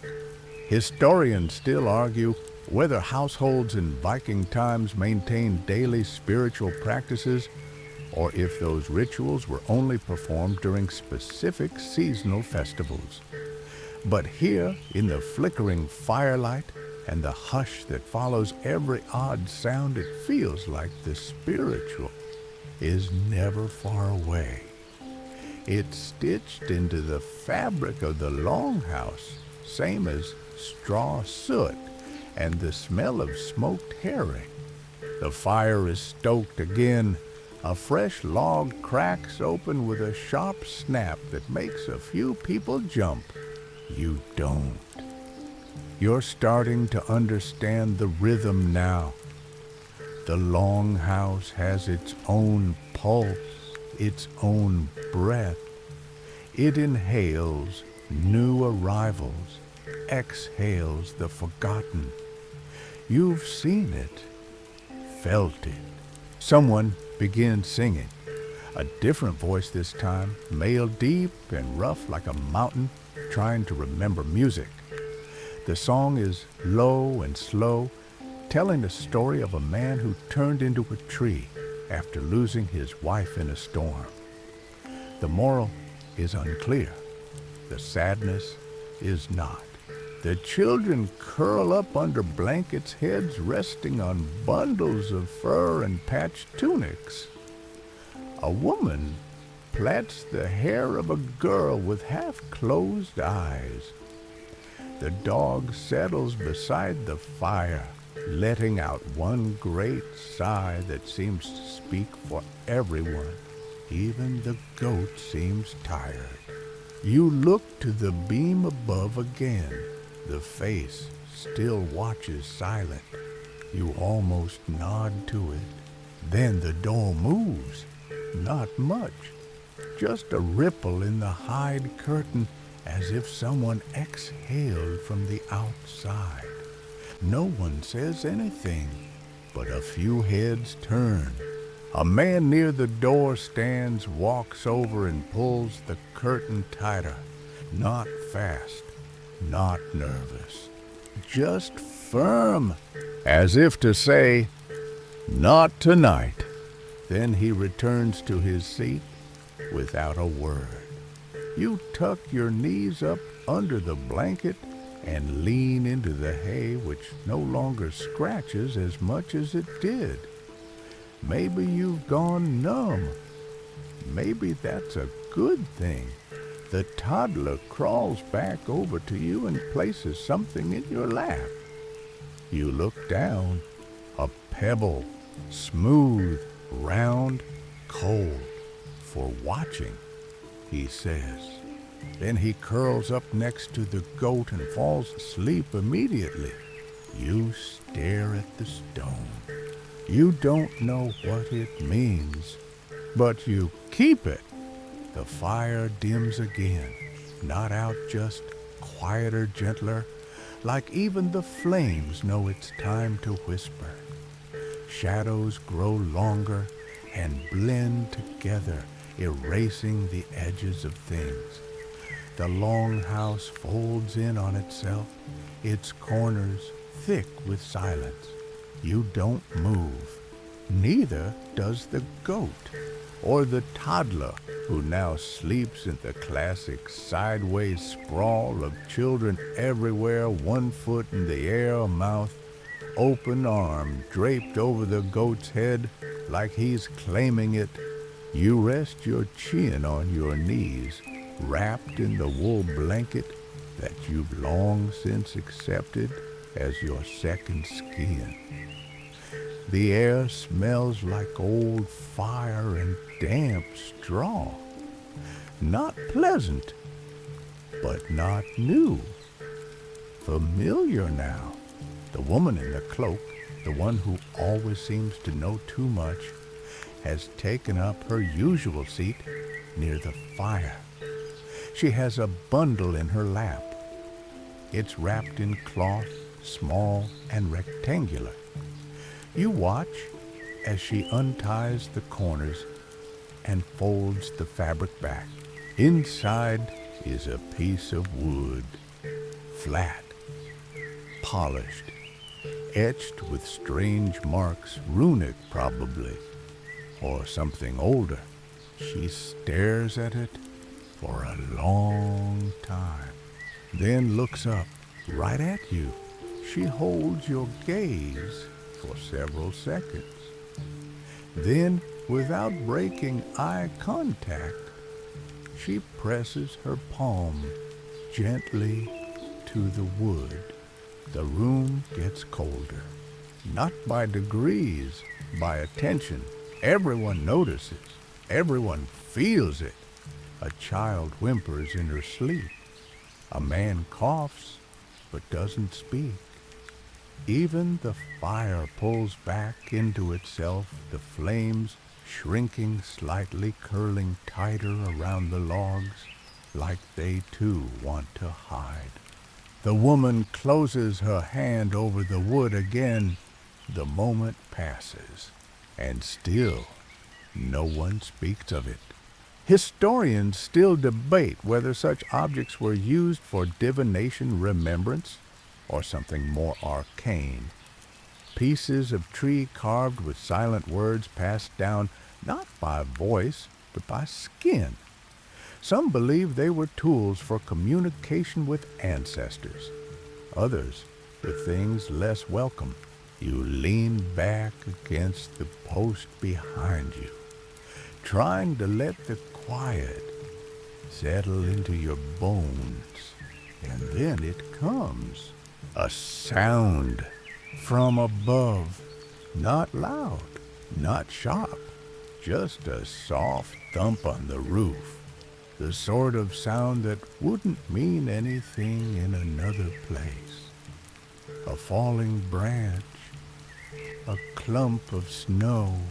But here, it's different. Because the goats are inside.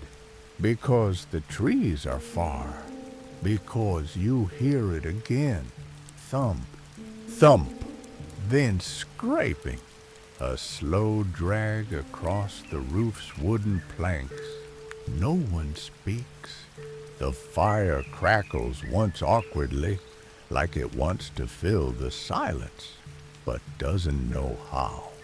The scraping stops. Then nothing. A long nothing. And just when you think it's safe to breathe again, tap. 3 knocks right above your head. The exact rhythm the woman used earlier. Tap, tap, tap. You look up hard in your throat. The carved face above you is still, but it feels like it knows something now, like it's listening too. Someone in the room exhales loudly. It's not relief, it's resignation. The toddler stirs. They always knock when it's cold, he mumbles without opening his eyes. You clutch the pebble in your hand, the one he gave you. It's warm now. You don't remember when that happened. The woman closes the bundle in her lap and ties the cloth back around it. Her movements are slow, but not hesitant. Practiced. Like this is just another step in the evening. She doesn't look at you again, not this time. But she hums, and the fire responds. It grows just enough to send a fresh wave of heat over the room. The shadows pull back, the carved beams relax. The Longhouse breathes again. You exhale, still clutching the stone, still listening for more knocks, still waiting to fall asleep. You doze but lightly like a squirrel in a hawk's nest. Eyes closed, ears open. The Longhouse has quieted again, the same quiet that feels like someone pressing their finger just over your lips. Not to soothe, to hush.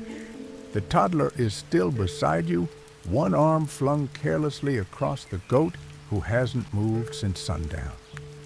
Her chest rises and falls in a rhythm that's suspiciously calming. The fire is a dull glow now, more ember than flame, but it's still alive.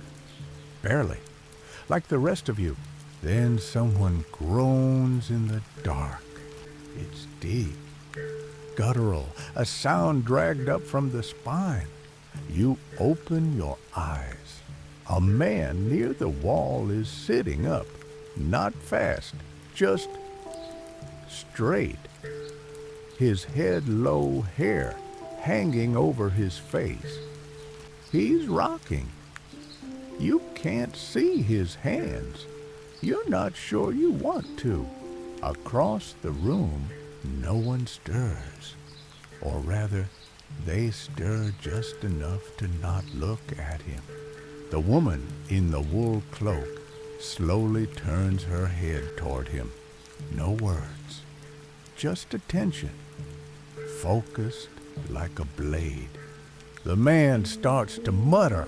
It's not speech, not quite, just syllables. Wet whispering syllables that rise and fall like breath trying to remember how to be language. You lean forward slightly.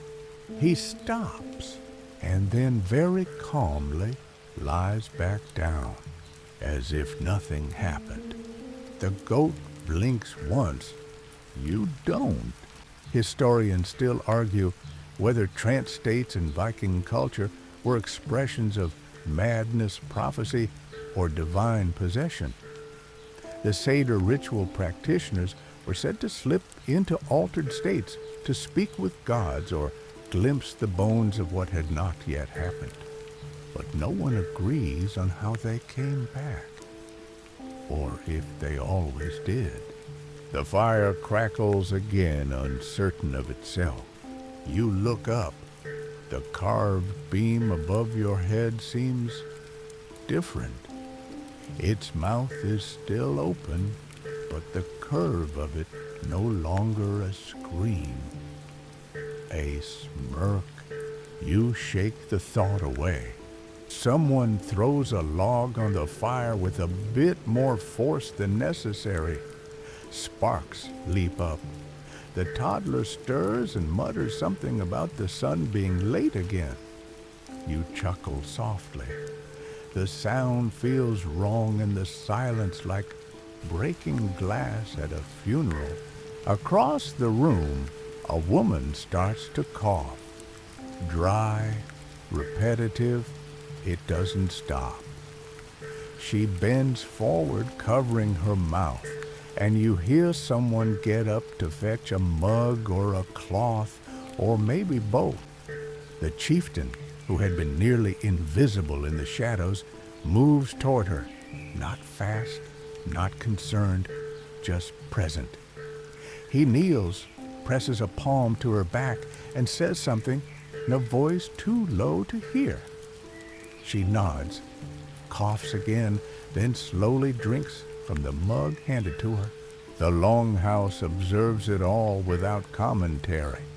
Illness is not tragedy here. It's the weather. It comes, it goes, it takes who it pleases. You feel a draft on your neck again. You glance toward the door.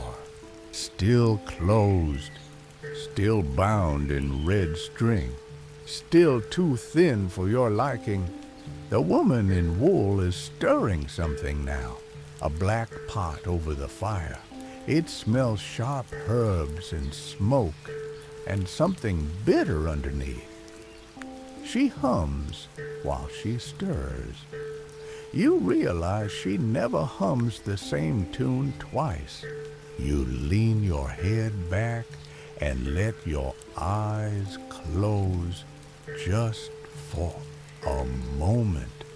You dream of the carved face above you, only now it has your features, and its mouth is whispering. You wake with a start. Everything is as it was. The toddler snores, the goat snorts, the dog is now on your feet. Of course. You exhale slowly. Someone is whispering in the far corner again. Maybe it's the same man. Maybe it's the fire. Maybe it's the house itself. The walls are made of trees after all, and trees, remember. The woman in the wool cloak walks by, dropping a handful of salt in the fire as she passes. The flames hiss, the air warms. You hold the pebble in your hand and decide maybe tonight you'll stay awake, just in case the Longhouse forgets who you are. Sleep comes again, not as a gift, but as a mistake. One moment, your eyes are open, staring at the fire. The next, they're not. Somewhere between a blink and a breath, the Longhouse fades from sight. Your head droops. Your grip on the pebble loosens, and you fall into dream, into memory, into something in between. You're not in the Longhouse anymore. You're walking a narrow path through birch trees. The sky is ink, but the snow glows with a soft light that doesn't come from anywhere in particular. Ahead, a figure waits, the same woman in the woolen cloak, but younger, maybe, or older. Her eyes are closed, her mouth moves in silence. When you approach, she holds out her hand. In it is the carved face from the rafters, detached, smooth, polished. It watches you. Then in the dream, she says, "The house knows when you forget," and the snow falls upward. You jerk awake. The fire has burned low again, just a thin seam of red across the coals. The toddler is gone. The goat is gone. Even the dog seems to have wandered off. You're alone, or no, not quite. There's someone standing at the far end of the Longhouse, not moving, just standing, a tall figure, no torch, no sound, just there. You freeze. The flames flicker, casting soft shadows up the walls, and the figure seems to retreat, not by stepping, but by receding, like smoke being sucked into the roof beams. You blink, it's gone. No one else reacts. But you're breathing faster now. You sit up, press your palm to the straw floor, try to feel the grounding weight of being awake. Then beside you, something shifts. You turn. The toddler is back, sitting cross-legged, spoon in hand. You dropped it, he says, and he holds up the pebble. It's not warm anymore. It's cold, very cold. You take it with trembling fingers. He watches you, then looks up at the ceiling. You follow his gaze. The carved face is still there. But it's not the same. Its mouth is closed.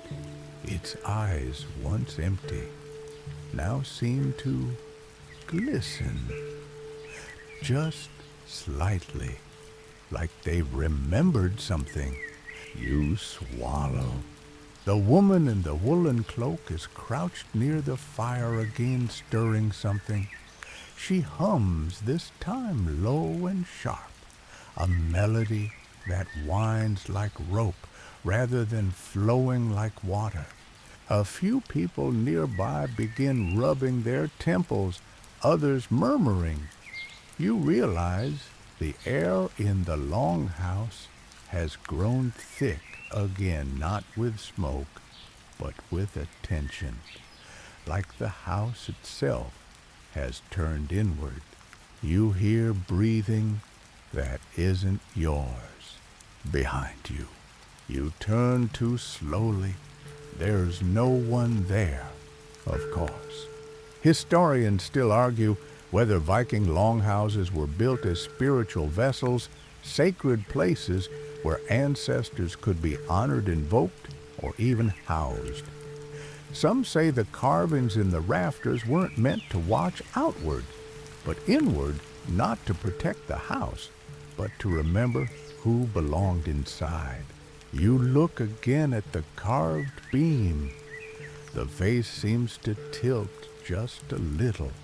The toddler stands, pats your knee, and walks off into the dark, singing a song with no words. You feel your heartbeat in your throat. A woman nearby mutters a prayer in Old Norse. You don't understand the words, but you understand the tone. Please let us be forgotten tonight. The fire pops, the rafters creak. The Longhouse settles one heavy breath at a time. You close your eyes, but you do not sleep, because you know now that not everyone here is dreaming, and some of the things that move in the dark have never needed to. You sit in the quiet, unmoving like furniture that hasn't been dusted in years. Your blanket, damp and heavy, clings to your shoulders as if it too is afraid to shift. The pebble lies cool in your palm, not just an object anymore, a reminder, a token, a question you haven't dared to ask. The fire is a soft memory, now glowing embers more than flame, enough to see shapes, not details. The goat has returned, you realize. She settles behind you again with a gentle huff, her warmth grounding. The dog limps back as well-tail wagging once before collapsing at your side. The toddler nowhere in sight, which somehow feels worse than having him nearby.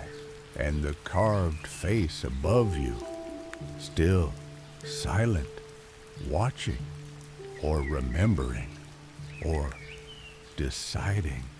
Your stomach growls. It's absurd, but your body reminds you it's still human, still here. You reach for a scrap of dried fish left in a nearby bowl. It's chewy and tastes of salt smoke and second chances. From across the room, a soft scraping begins. You recognize it. The bone flute. Someone, maybe the same person from earlier, is playing again. Slowly, tentatively, as if unsure whether the notes are being heard by people or something else entirely. It's not melodic. It's dissonant, but not jarring. More curious. You listen breath shallow. The Longhouse does too. No one speaks. No one moves. The notes trail off one by one until there's only silence again. Then a child's laugh. High, clear, wrong. Not the toddler.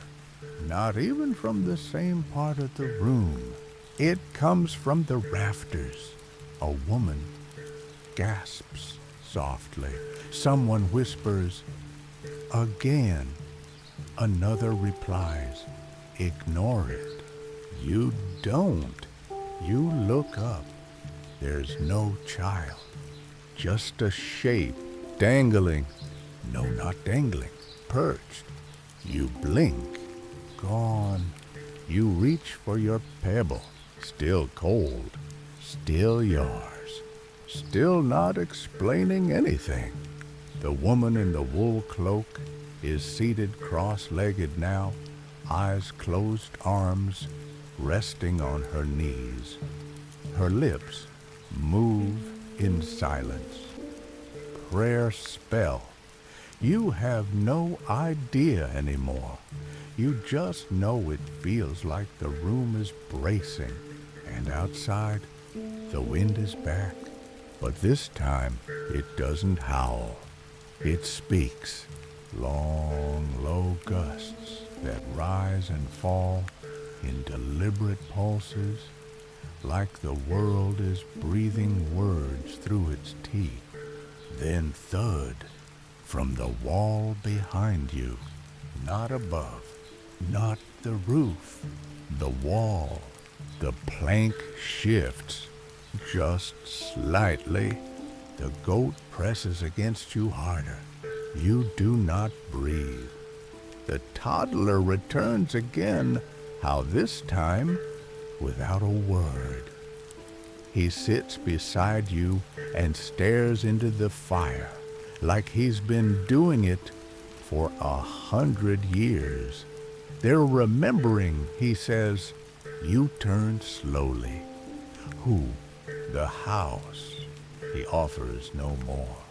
Historians still argue whether Viking households were built around the concept of collective memory, not just of people, but of place. That a home once lived in long enough, stopped being wood and clay, and became aware, not in the way we understand, but in the way dogs understand when storms are coming. You lean back and feel the weight of the structure around you, not threatening, not comforting, just present. Then the man with the scarred face stands. The chieftain, no words, just presence. Everyone watches. He walks slowly to the center of the Longhouse, turns toward the fire, and places something into the flames. A carved token. It catches fast wood, too dry flame, too eager. It curls into ash within seconds. He nods once. Then he speaks. Only 3 words, but they make your heart race. Tonight, stay quiet. He walks away. No one questions. No one speaks. You pull the blanket tighter. The fire dims once more. and the carved face in the beam, smiling now. The longhouse is a heartbeat held too long. Everything inside it seems to be waiting, but for what no one dares name. You sit motionless, eyes on the fire, though its light has ebbed into a barely there shimmer, casting long and uncertain shadows that flicker like thoughts you wish you didn't have. You shift slightly, the blanket clinging to your shoulders like wet moss. It's as though even the wool knows this is a night not to be discarded casually. The toddler leans against you again. He says nothing now. No riddles, no runes, no pebbles, just silence, like he understands that even breath has weight here. Outside, the wind continues to speak. Not scream, speak. It moves around the longhouse in full circles, pressing against the walls, testing the timbers, whispering old forgotten names into the cracks. You imagine if you stood outside in that wind, it would pull the memory of your mother's voice from your bones and scatter it like ash. Inside, no one moves much anymore. There are no more games, no more stories, no more idle conversation. Even the goat has gone still.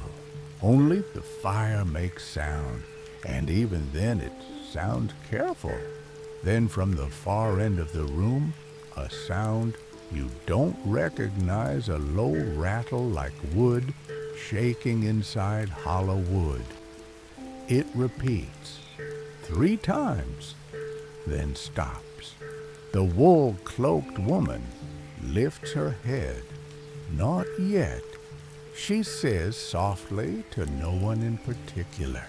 The carved face above you is nearly invisible now, but you feel it like breath on the back of your neck.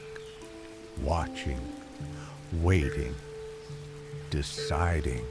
You glance around. A man has placed an axe beside his bedding, not with tension, just readiness. A woman folds her hands in her lap and closes her eyes, murmuring a chant that has too many vowels to be familiar. And then, without anyone seeing him rise, the chieftain is at the fire again.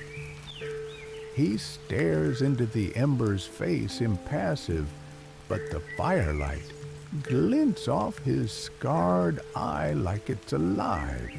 He removes something from beneath his cloak, a pouch. He unties it slowly and pours its contents into his hand. Charcoal, bones, and a stone round and black. He doesn't speak. He just sprinkles the bones into the fire.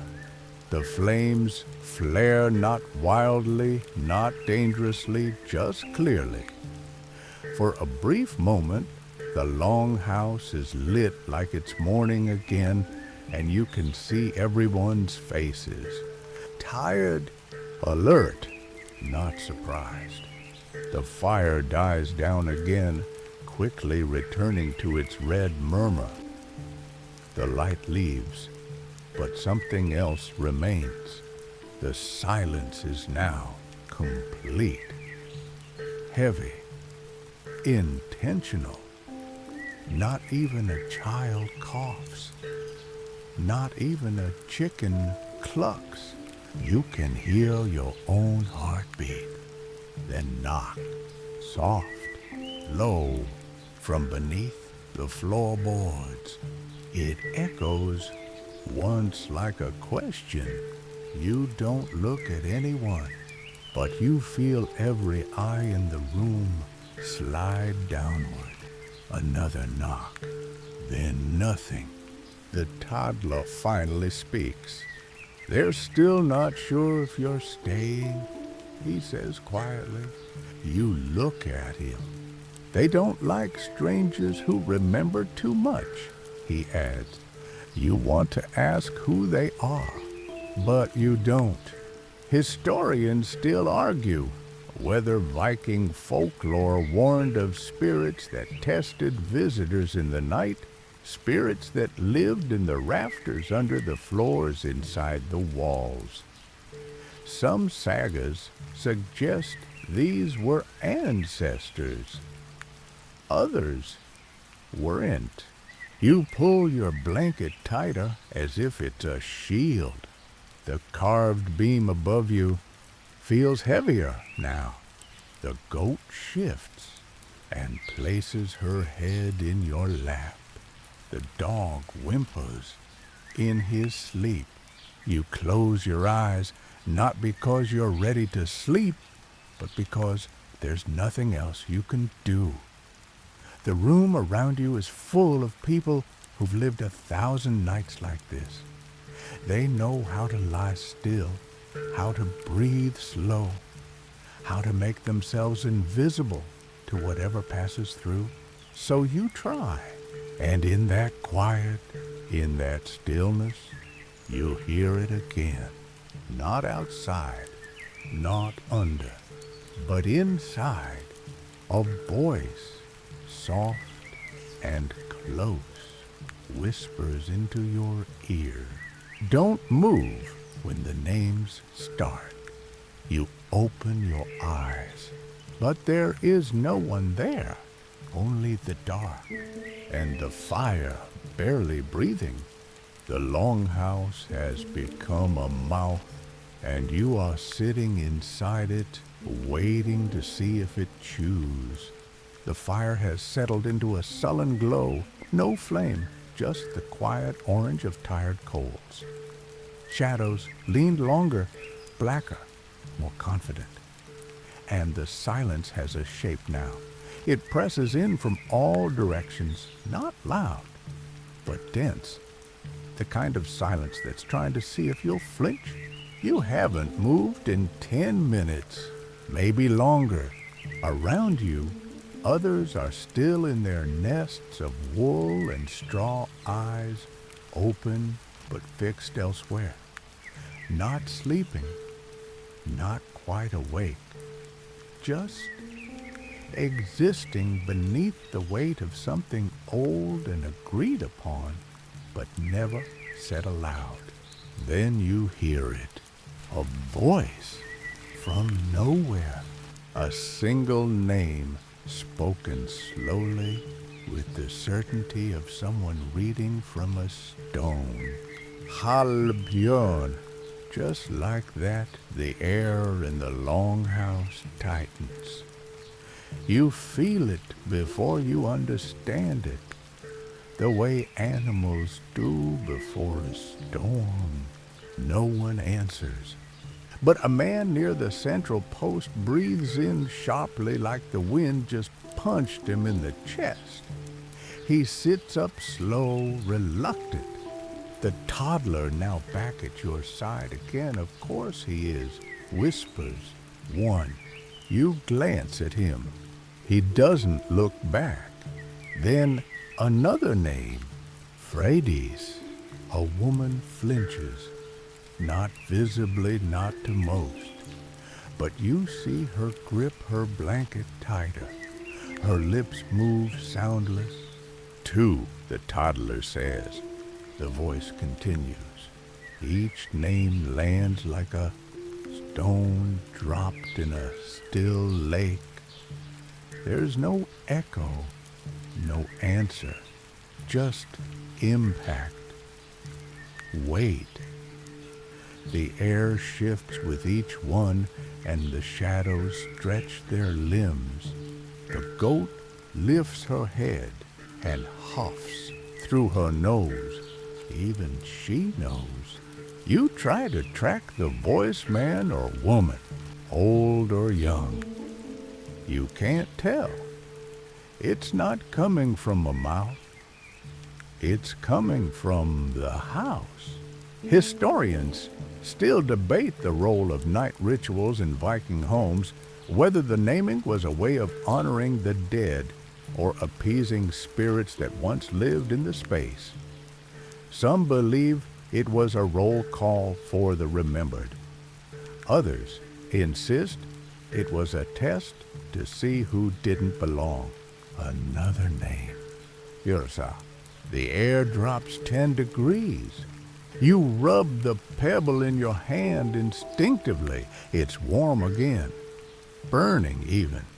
The toddler leans in. They're checking the ledger. You whisper, "For what?" He tilts his head. Who gets to wake up? You stare. He grins, then yawns. The next name is one you don't recognize, but someone near the wall chokes out a sob. Just once. Then swallows it. You wonder how many names are left. You wonder if yours will be one of them. You don't even know if it would be your name, the one you gave others, or the one the house has decided you deserve. Then silence. No more names. Not yet. The Longhouse breathes again, but shallowly. The fire gives one reluctant crack. The woman in the wool cloak opens her eyes. She has not been sleeping. She has simply been waiting for the silence to finish speaking. She looks around the room and whispers one word, "Hold." No one moves. Not the dog, not the goat, not even the toddler, who somehow understands that when the woman says, "Hold," you don't even blink. You stay like that for what could be a minute, could be 10. Then something scratches against the outside wall. Once, twice, then nothing. You breathe. The carved face above you hasn't changed, but it feels satisfied. The dog shifts his weight and settles again. The fire sighs out smoke. The toddler leans against you and says, "Not tonight." You aren't sure whether that's good news or simply a delay. You lie back down, pulling the blanket to your chin pebble tight in your fist, and the Longhouse resumes its watching. You don't remember falling asleep, but you must have. You're dreaming again, this time of walking barefoot across frozen ground that never leaves footprints. Around you, the trees are upside down, their roots stretching into the sky like black lightning. The stars above you blink like eyes, wide and patient, waiting. There's a fire in the distance, and by the time you reach it, it's not a fire, it's a circle of people humming. They wear no faces, they carry bones, they hum your name, and then you wake to the sound of someone whispering far too close to your ear. You sit up too quickly, heart-pounding breath stuck in your throat. There's no one there except the toddler. He's asleep now, finally curled up beside the goat with his spoon tucked under one arm like a sword.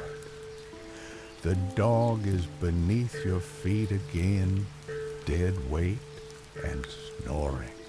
The Longhouse is quiet, suspiciously quiet. Even the fire is behaving low and flickering but warm.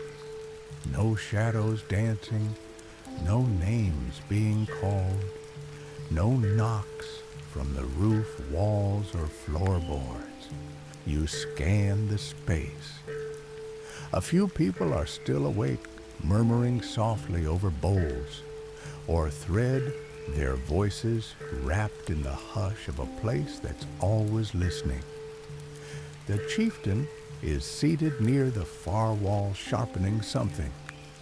Not his weapon, his silence.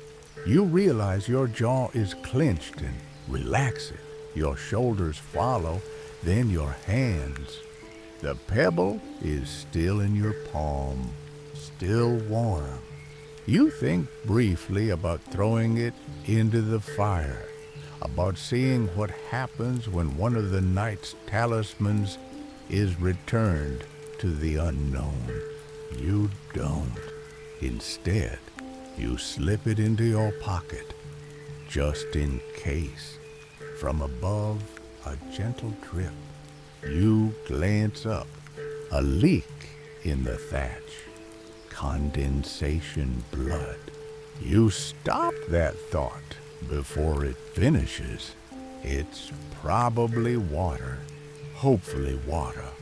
The carved face overhead remains unchanged.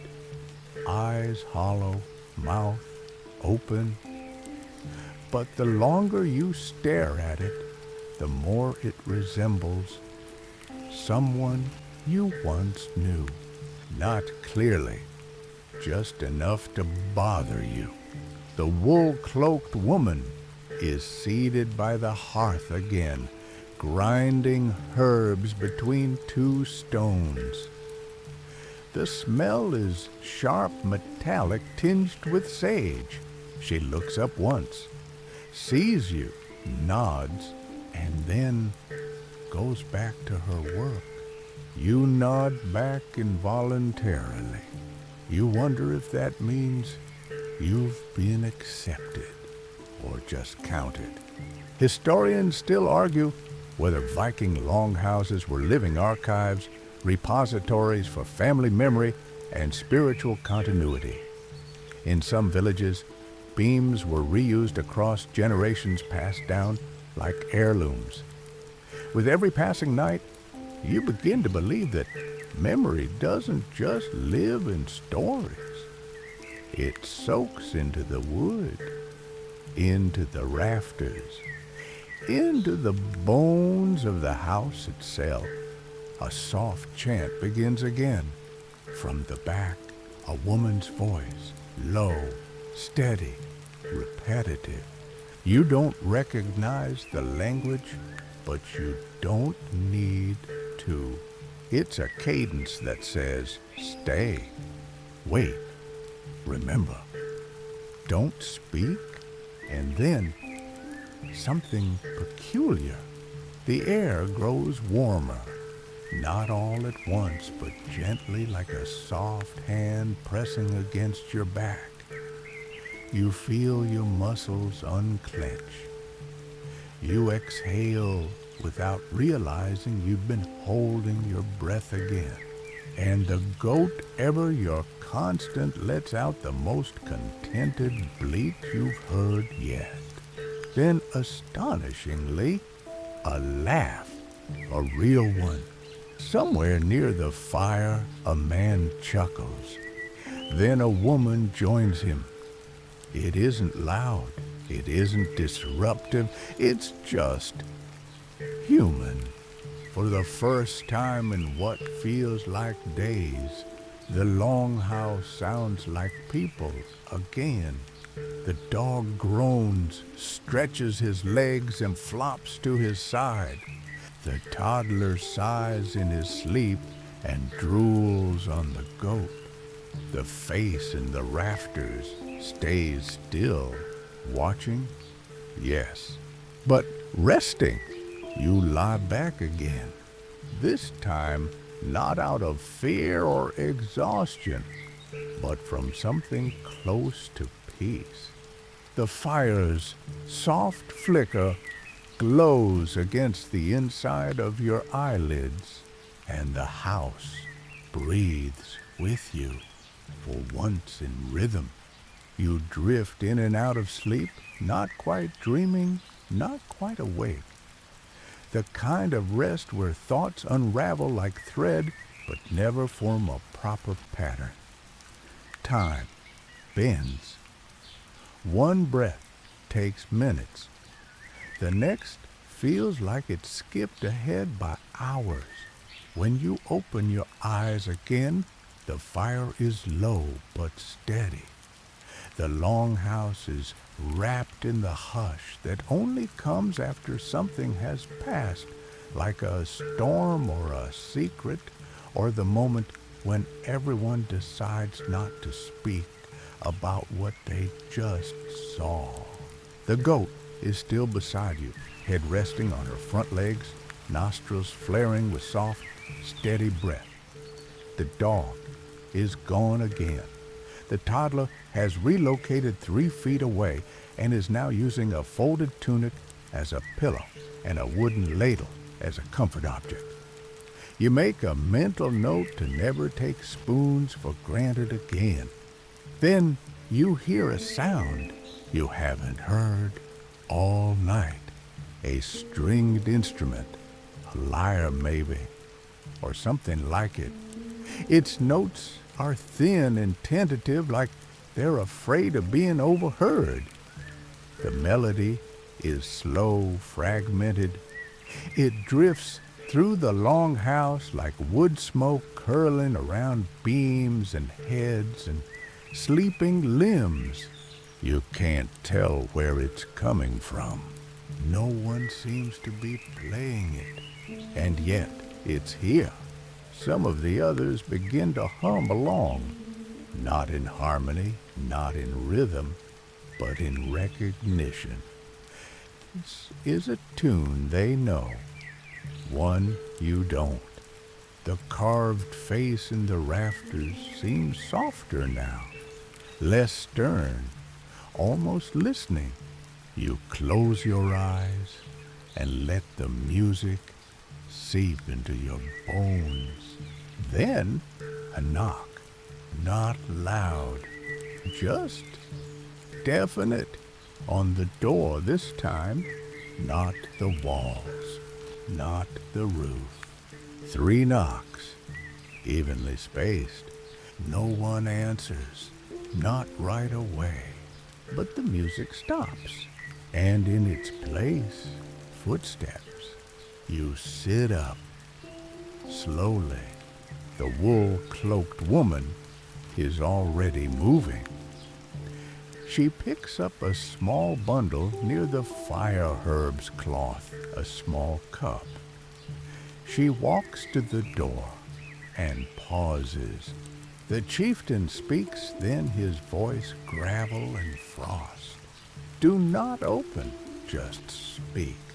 She nods, and through the door, without lifting the hide, she says a word you don't understand. Once, then again, then a third time, louder. Silence. She waits. The hide flutters once, lightly, then nothing. She turns, walks back, sits. No one asks what that was, and no one explains. Historians still argue whether such midnight encounters were common or simply folk tales meant to keep children from wandering out at night. Some claim it was the dead returning to check their names were remembered. Others believe it was travelers from elsewhere, those who walked the spirit roads and knocked not to come in but to remind you they were passing by. The room relaxes again, inch by inch. Someone pours something hot into a bowl and hands it to the chieftain. He drinks slowly, then passes the rest to the man beside him. A shared ritual, no words. You lean back again, listening to the sounds of soft movement. Someone sharpening a bone needle. Someone brushing hair. The fire making its own gentle music. The toddler returns to your side eyes, still half closed. He tugs your sleeve. They knock to count. You nod. Did they count us? He shrugs. Maybe, but the pebble helps. You squeeze it in your palm. Still warm, still smooth, still unexplained. Then softly, from the far end of the room, someone starts to sing. A lullaby, you think, but one made of odd intervals and minor notes. Nothing like the songs you grew up with. This one feels older, less about sleeping and more about surviving the night. You let it carry you. The fire glows softer now, the carved faces all above you, fading into a single line of shadow and shape. The air is warmer, or maybe you are. You close your eyes, and this time the darkness welcomes you without condition. You wake to movement, not urgent, not loud, but steady. The kind of motion that says, morning is coming, whether you're ready or not. Your eyes open slowly. The fire has burned down to the faintest glow ashes, with memory, nothing more. But around the Longhouse, people are shifting, stirring, not speaking yet, but preparing. You hear the creak of floorboards beneath wool-wrapped feet, the soft thud of someone shouldering a cloak, the dull clink of iron being buckled to leather. The toddler is gone again. The goat also vanished, leaving behind only a warm indentation and a few stubborn hairs clinging to your blanket. The dog, ever unpredictable, has taken up residence on top of a pile of kindling. You stretch just a little. The stiffness in your limbs is familiar now. Less a burden, more a reminder that your body hasn't quite forgiven you for sleeping on a bed made of straw and uncertainty. The woman in the wool cloak is crouched near the hearth, coaxing a new flame to life with long practiced breaths. She hums something slow and low, more vibration than melody. The chieftain, already fully dressed and already somehow steaming in the cold morning air, passes behind her without a word. He adjusts a belt, checks a knife, grunts once. Not to her, just to the morning. You sit up and glance at the rafters. The carved face is there, as always. But today, it doesn't feel ominous. Today it just is. A memory held in wood, not a warning, a witness. Then, just as you begin to feel grounded again, you notice the marks. Not on the beam, on the floor. Scratches, fresh ones. Deep grooves in the wood running from one end of the room to the center hearth. They weren't there last night. You're sure of it. You trace one with your finger. It's too straight to be from a dragged log, too clean to be from a claw, too purposeful to be ignored. You look up. No one else seems to see them. Or maybe they're just not reacting. You reach for your pebble. Still warm. Still smooth. Still yours. The toddler appears again, spoon in hand, dragging a strip of linen behind him like a tail. He sits beside you and offers a single syllable breakfast. You nod. He smiles and points to a clay bowl near the hearth. You hobble over, fill it with the morning's meal, a new kind of porridge that somehow manages to smell both nutty and suspiciously of smoked eel, and return to your place. The food is hot and your hands are cold, and the combination is oddly perfect. From across the room, the voice of a young woman drifts upward. She's telling a story now, not a saga, just a memory. Something about chasing chickens through a thunderstorm. Her voice makes the Longhouse feel smaller, warmer, human. People laugh, real honest laughter. Even the dog thumps his tail once against the floor. And yet, you can't stop glancing at the scratches. The wool-cloaked woman sees you looking. She doesn't speak, just gives a tiny nod, one you're not sure was approval or warning. Then she tosses a bundle of herbs into the fire. The flames leap in response higher than they should, then settle again. No one comments.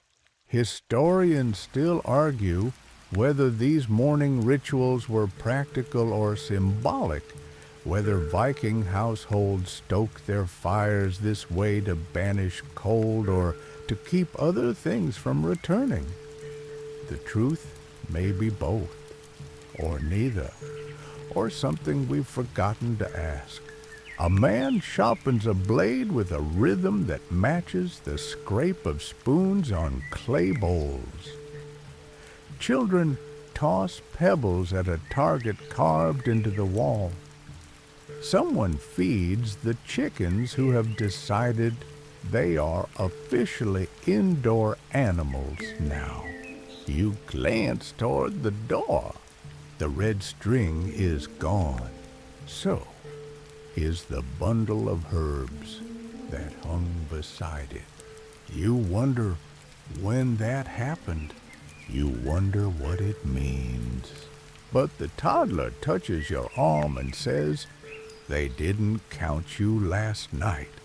You stare. He grins.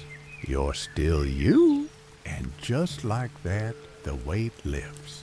Not fully, not forever, but enough. The fire crackles. The rafters creak. And the Longhouse begins to breathe into a new day. The Longhouse stretches with the slow groan of old wood, remembering how to carry weight again. Daylight seeps in through the cracks between planks, just thin streaks of silver, barely enough to paint the room. But enough. Someone opens the door. Cold floods in like a guest with muddy boots. You brace for it. The air smells of wet ash, pine smoke, and frost. Not sharp, not cruel, just honest. The chickens protest. The goat somewhere near the door lets out a low, disgruntled bleat, as if insulted by the weather. The dog growls, rolls over, and tucks his nose beneath his tail in protest. People begin to move with intention now. The men gather cloaks and iron. The women pack small bundles, dried fish, wrapped herbs, wool cord. You see hands move fast, practiced. There's no rush, but there's purpose. A day is starting, and days in this place do not begin gently. You shift your legs beneath the blanket. Everything aches. Even your dreams feel sore. The toddler is stacking spoons by the hearth, humming to himself the song an odd combination of lullaby and battle chant. He wears a tunic far too big for him, now cinched with a belt that drags behind like a tail. You ask softly, "What happens now?" He looks up. They forget. You blink. Forget what? He shrugs. The night, the names, the knocks, until it's dark again. You stare at him. He stacks another spoon. From across the room, the wool-cloaked woman stands. In her hands, a length of red thread and a piece of wood carved and dark. She wraps the thread around it slowly once, twice, 3 times, then ties it off and places it into a clay bowl by the fire. The chieftain sees her do it, nods once. That's it. Ceremony complete. All begun. You rise, joints crackling, blanket falling around your ankles like a shed skin. The floor is colder than before. Maybe it's just your blood remembering movement. Maybe it's the Longhouse making sure you still feel. Your pebble is still in your pocket. You check. Yes, still warm, still yours. The woman approaches you now, quiet as ever. She hands you a small pouch, leather, soft, worn.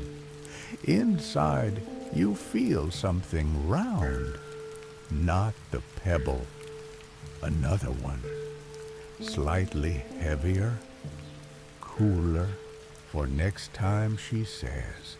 You open your mouth to ask a question, but her eyes say don't. So you nod. She nods back. Historians still argue whether tokens passed between Viking households were protective charms or social markers. Some say they bound people to places. Others say they helped people be remembered when the house called roll again. Either way, you've just been marked. People begin to file out of the Longhouse, now stepping into the gray light like shadows, rejoining the world. They speak louder now, joke, push, complain about the cold, laugh about dreams they won't repeat. You follow them to the doorway. The sky is low woolen, the color of regret. The snow crunches beneath boots. Breath clouds rise in small puffs from mouths that live through the night. The dog bounds out ahead, barking once as if to declare himself sole survivor. The goat follows stately, resigned. The toddler stands beside you and looks up. Will you come back? You think for a long moment. Yes. He nods.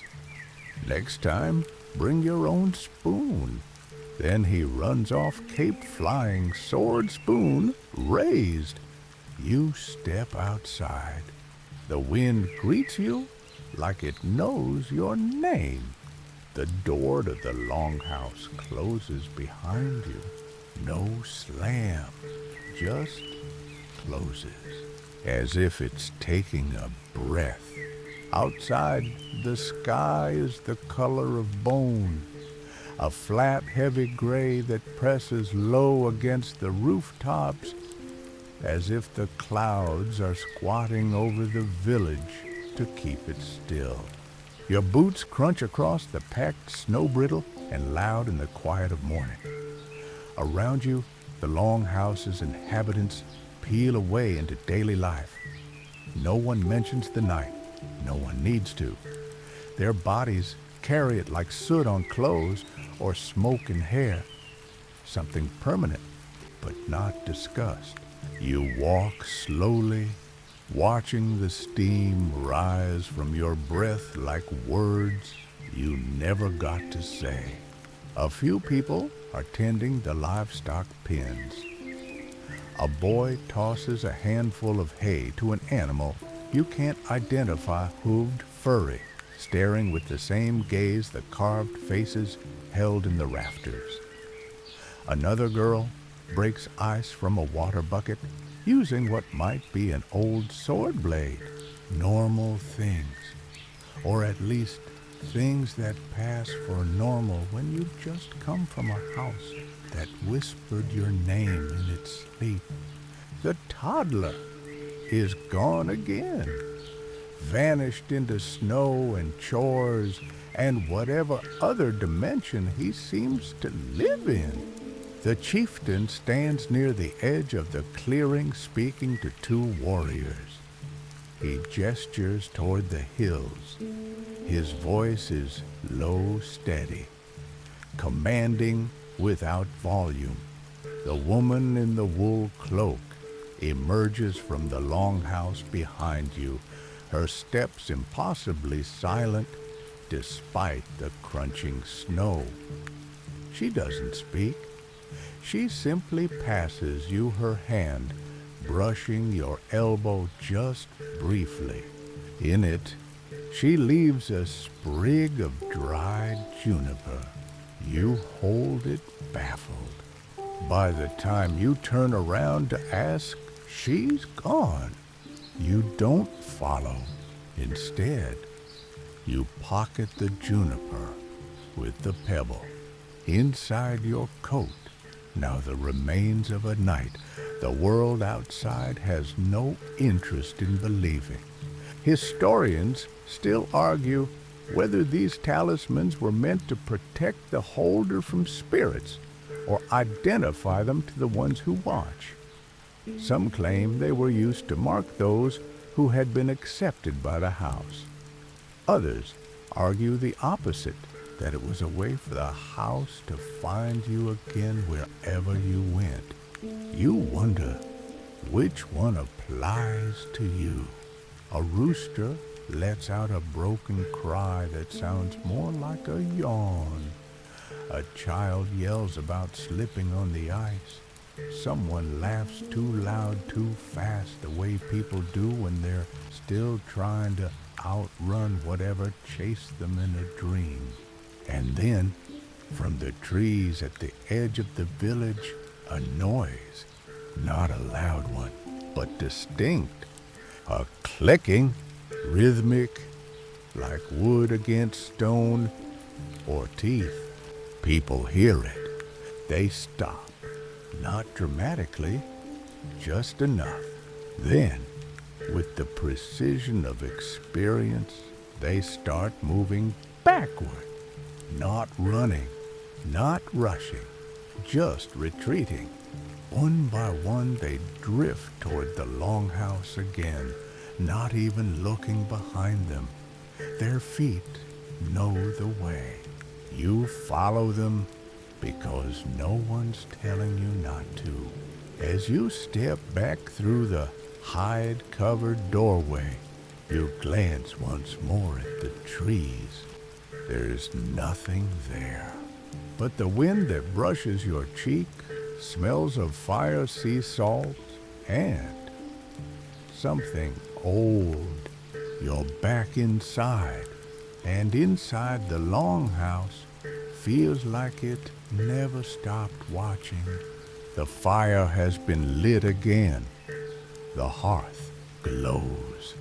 The toddler is sitting in his usual spot, threading string through a hollowed fish bone. You came back, he says. You nod. He holds out a spoon. You take it without question. The woman in wool begins to hum. The fire crackles, and the carved face above you, still smiling, You take your place beside the fire without thinking, as if your body already remembers the shape of the straw beneath you. The blanket someone hands you is not the one from last night, but it smells the same smoke brine and something faintly metallic like iron left out in the rain. The toddler passes you a bowl of something unidentifiable.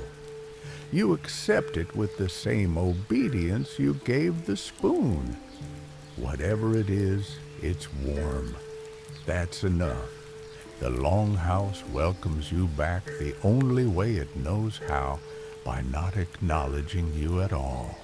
People go about their tasks, mending a cracked drinking horn, repacking dried meat, reinforcing the seams of a boot with bone-threaded twine. No one speaks of the clicking from the woods, or the scratches on the floor, or the voice that whispered your name while you slept, but you feel it in the way they move. Their hands are efficient. Their eyes are tired. They do not relax, not fully. You glance toward the carved face above you again, still there, still watching. You've stopped asking yourself if it changes. You know better now. Beside the hearth, the woman in wool is preparing something, not food, not tea. A bundle small, wrapped in fur and tied with sinew. She places it carefully on the bench beside her and begins to speak softly, voice barely audible over the fire. "She's not gone," she says. You aren't sure who she means. You don't ask. She sleeps in the wood. She waits in the walls. She listens with ash in her lungs. You feel the pebble in your pocket go colder. The toddler, sensing your thoughts like he always does, whispers without looking up. She only counts when it's dark. You grip the spoon tighter. Historians still debate whether Viking longhouses were designed to be more than dwellings, whether they served as spiritual passageways holding the line between the living and the dead. Some argue the architecture itself was symbolic, that the long, narrow layout was meant to resemble the body of a great beast, ribs for rafters. The hearth, its heart. If so, then you are sitting in its stomach, and you are not the one doing the digesting. Someone begins thinking again, not for joy, for rhythm. A low, droning melody, sung in two tones at once. It doesn't lull, it reminds. A man near the door fingers a carved pendant around his neck and mutters what sounds like a list, names maybe, or debts. The woman by the hearth finishes tying the bundle and stands. Her movements are slow, ceremonial. She walks to the far end of the room, places the bundle in a shallow clay dish, and sets it beside the threshold, not at the door.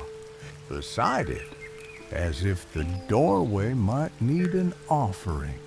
Then she turns and looks at you. They remember kindness, she says, and they remember who tried to leave. You nod, because you're not going anywhere. You wrap the blanket tighter and look down into your bowl. The food is mostly gone. You don't remember eating it, but you feel full of something. Warmth, fear, memory, all three. Outside, the wind howls again, not the same way, not sharp, but stained, like it's leaning in to listen. The carved beam creaks above you, not from weight, from breath. And the toddler whispers one final thing before curling into the goat's side again. She knows your name now. You do not sleep, not yet. You just watch the fire and wait. You remain by the fire, your back straight against the post, your eyes fixed on the flicker of flame and ember. The Longhouse no longer feels like shelter or prison. It feels like a mouth sealed shut, chewing on everything inside with slow, quiet patience. The room is full but subdued. People move without speaking, their hands busy with tasks that seem less about function and more about rhythm. Chores performed not for the outcome, but for the ritual of doing them, a kind of protection through repetition. Scrape the hide, knot the cord, stir the pot, fold the cloth, scrape, knot, stir, fold. A woman threads a needle of fish bone with strands of hair. A man rubs oil into the haft of an axe he may never swing.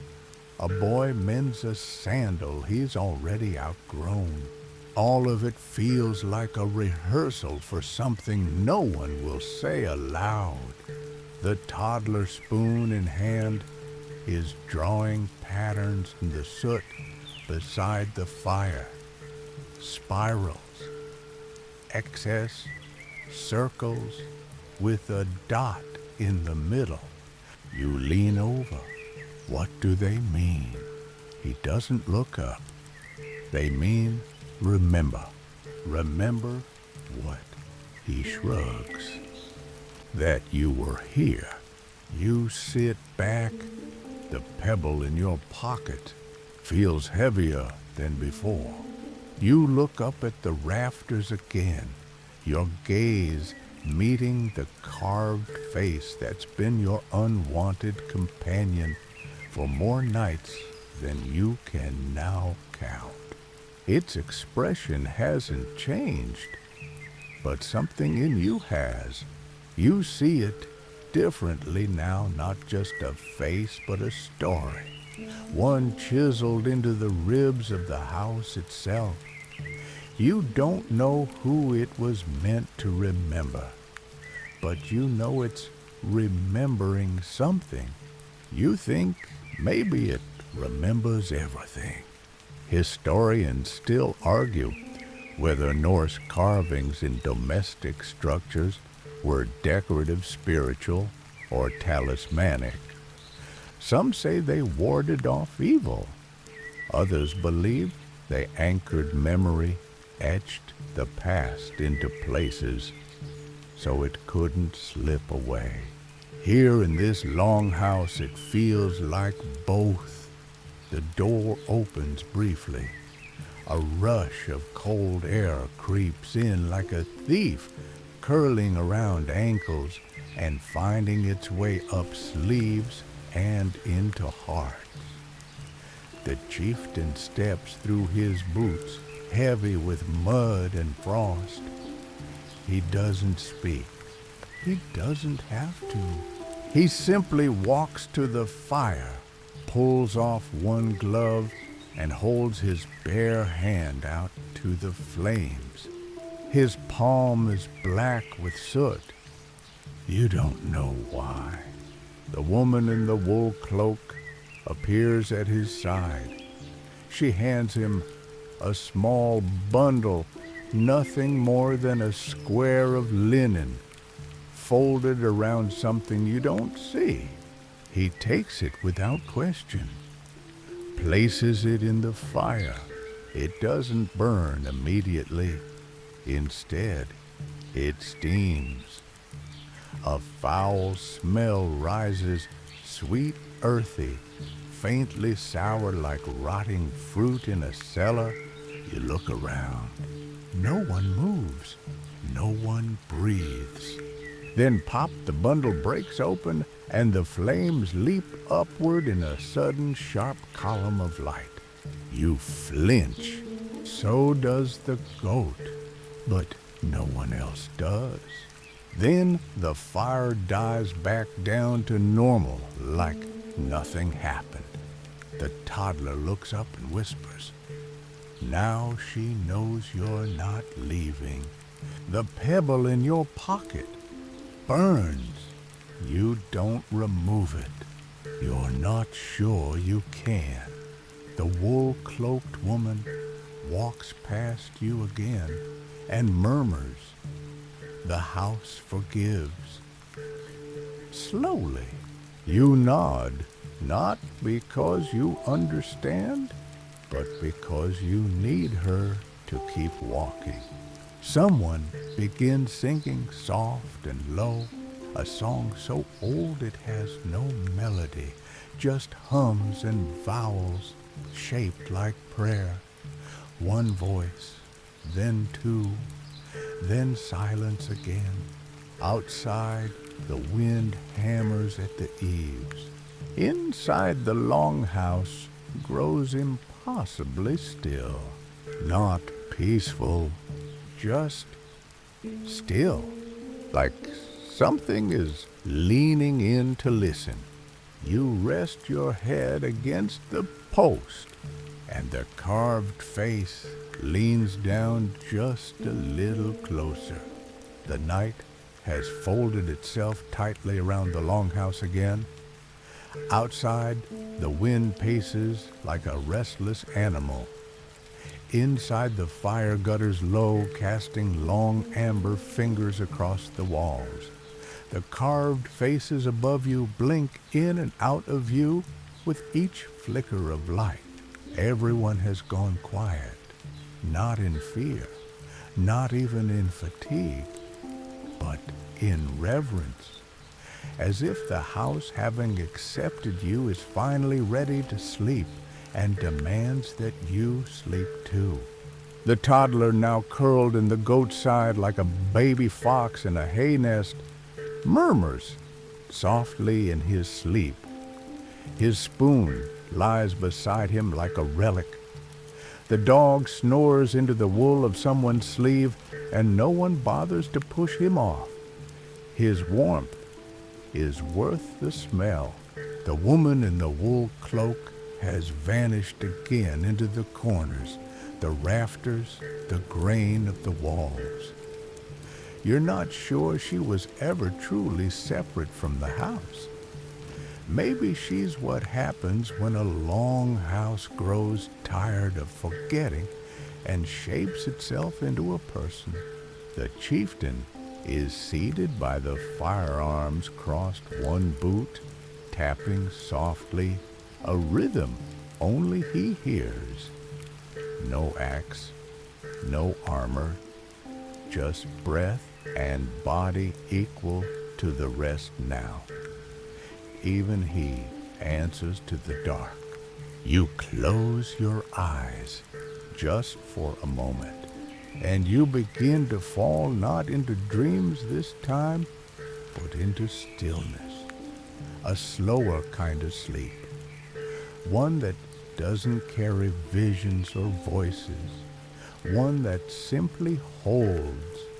The last things you feel are the weight of the pebble in your palm, the low thrum of wind against the eaves, the soft exhale of the goat behind you, the sense that the house, this living, breathing creature of smoke and beam and memory, has folded you into its rib cage, and that you impossibly belong here now. So you rest finally, not with ease perhaps, not without questions left unanswered, but with your body warm and your place accepted, even if only for tonight. The Longhouse no longer creaks beneath your weight, it cradles. The floor, once cold and splintered, now feels like ground you were always meant to return to. The fire hums in soft, sleepy rhythm. The air smells of earth wool and stories worn thin from being told too many times. You hear someone breathing nearby, steady, safe, human. That is all it takes. Let your muscles soften. Let your eyes stay closed this time. Let the names drift away, none of them yours tonight. Outside the wind has calmed, the trees lean but do not groan. The stars are hidden, but you feel their gaze. And the Longhouse, still listening, always. You are part of it now, a shape among other shapes, a breath added to 1,000 before it. You are not alone, not in this place, and not in this sleep. So rest, sink deeper. Let your thoughts untangle like straw beneath a heavy cloak. Let the cold stay where it belongs outside, far from your skin. Let the carved faces keep watch. Tonight, you are not a stranger. Tonight, you are remembered. And tonight, you are safe. Good night.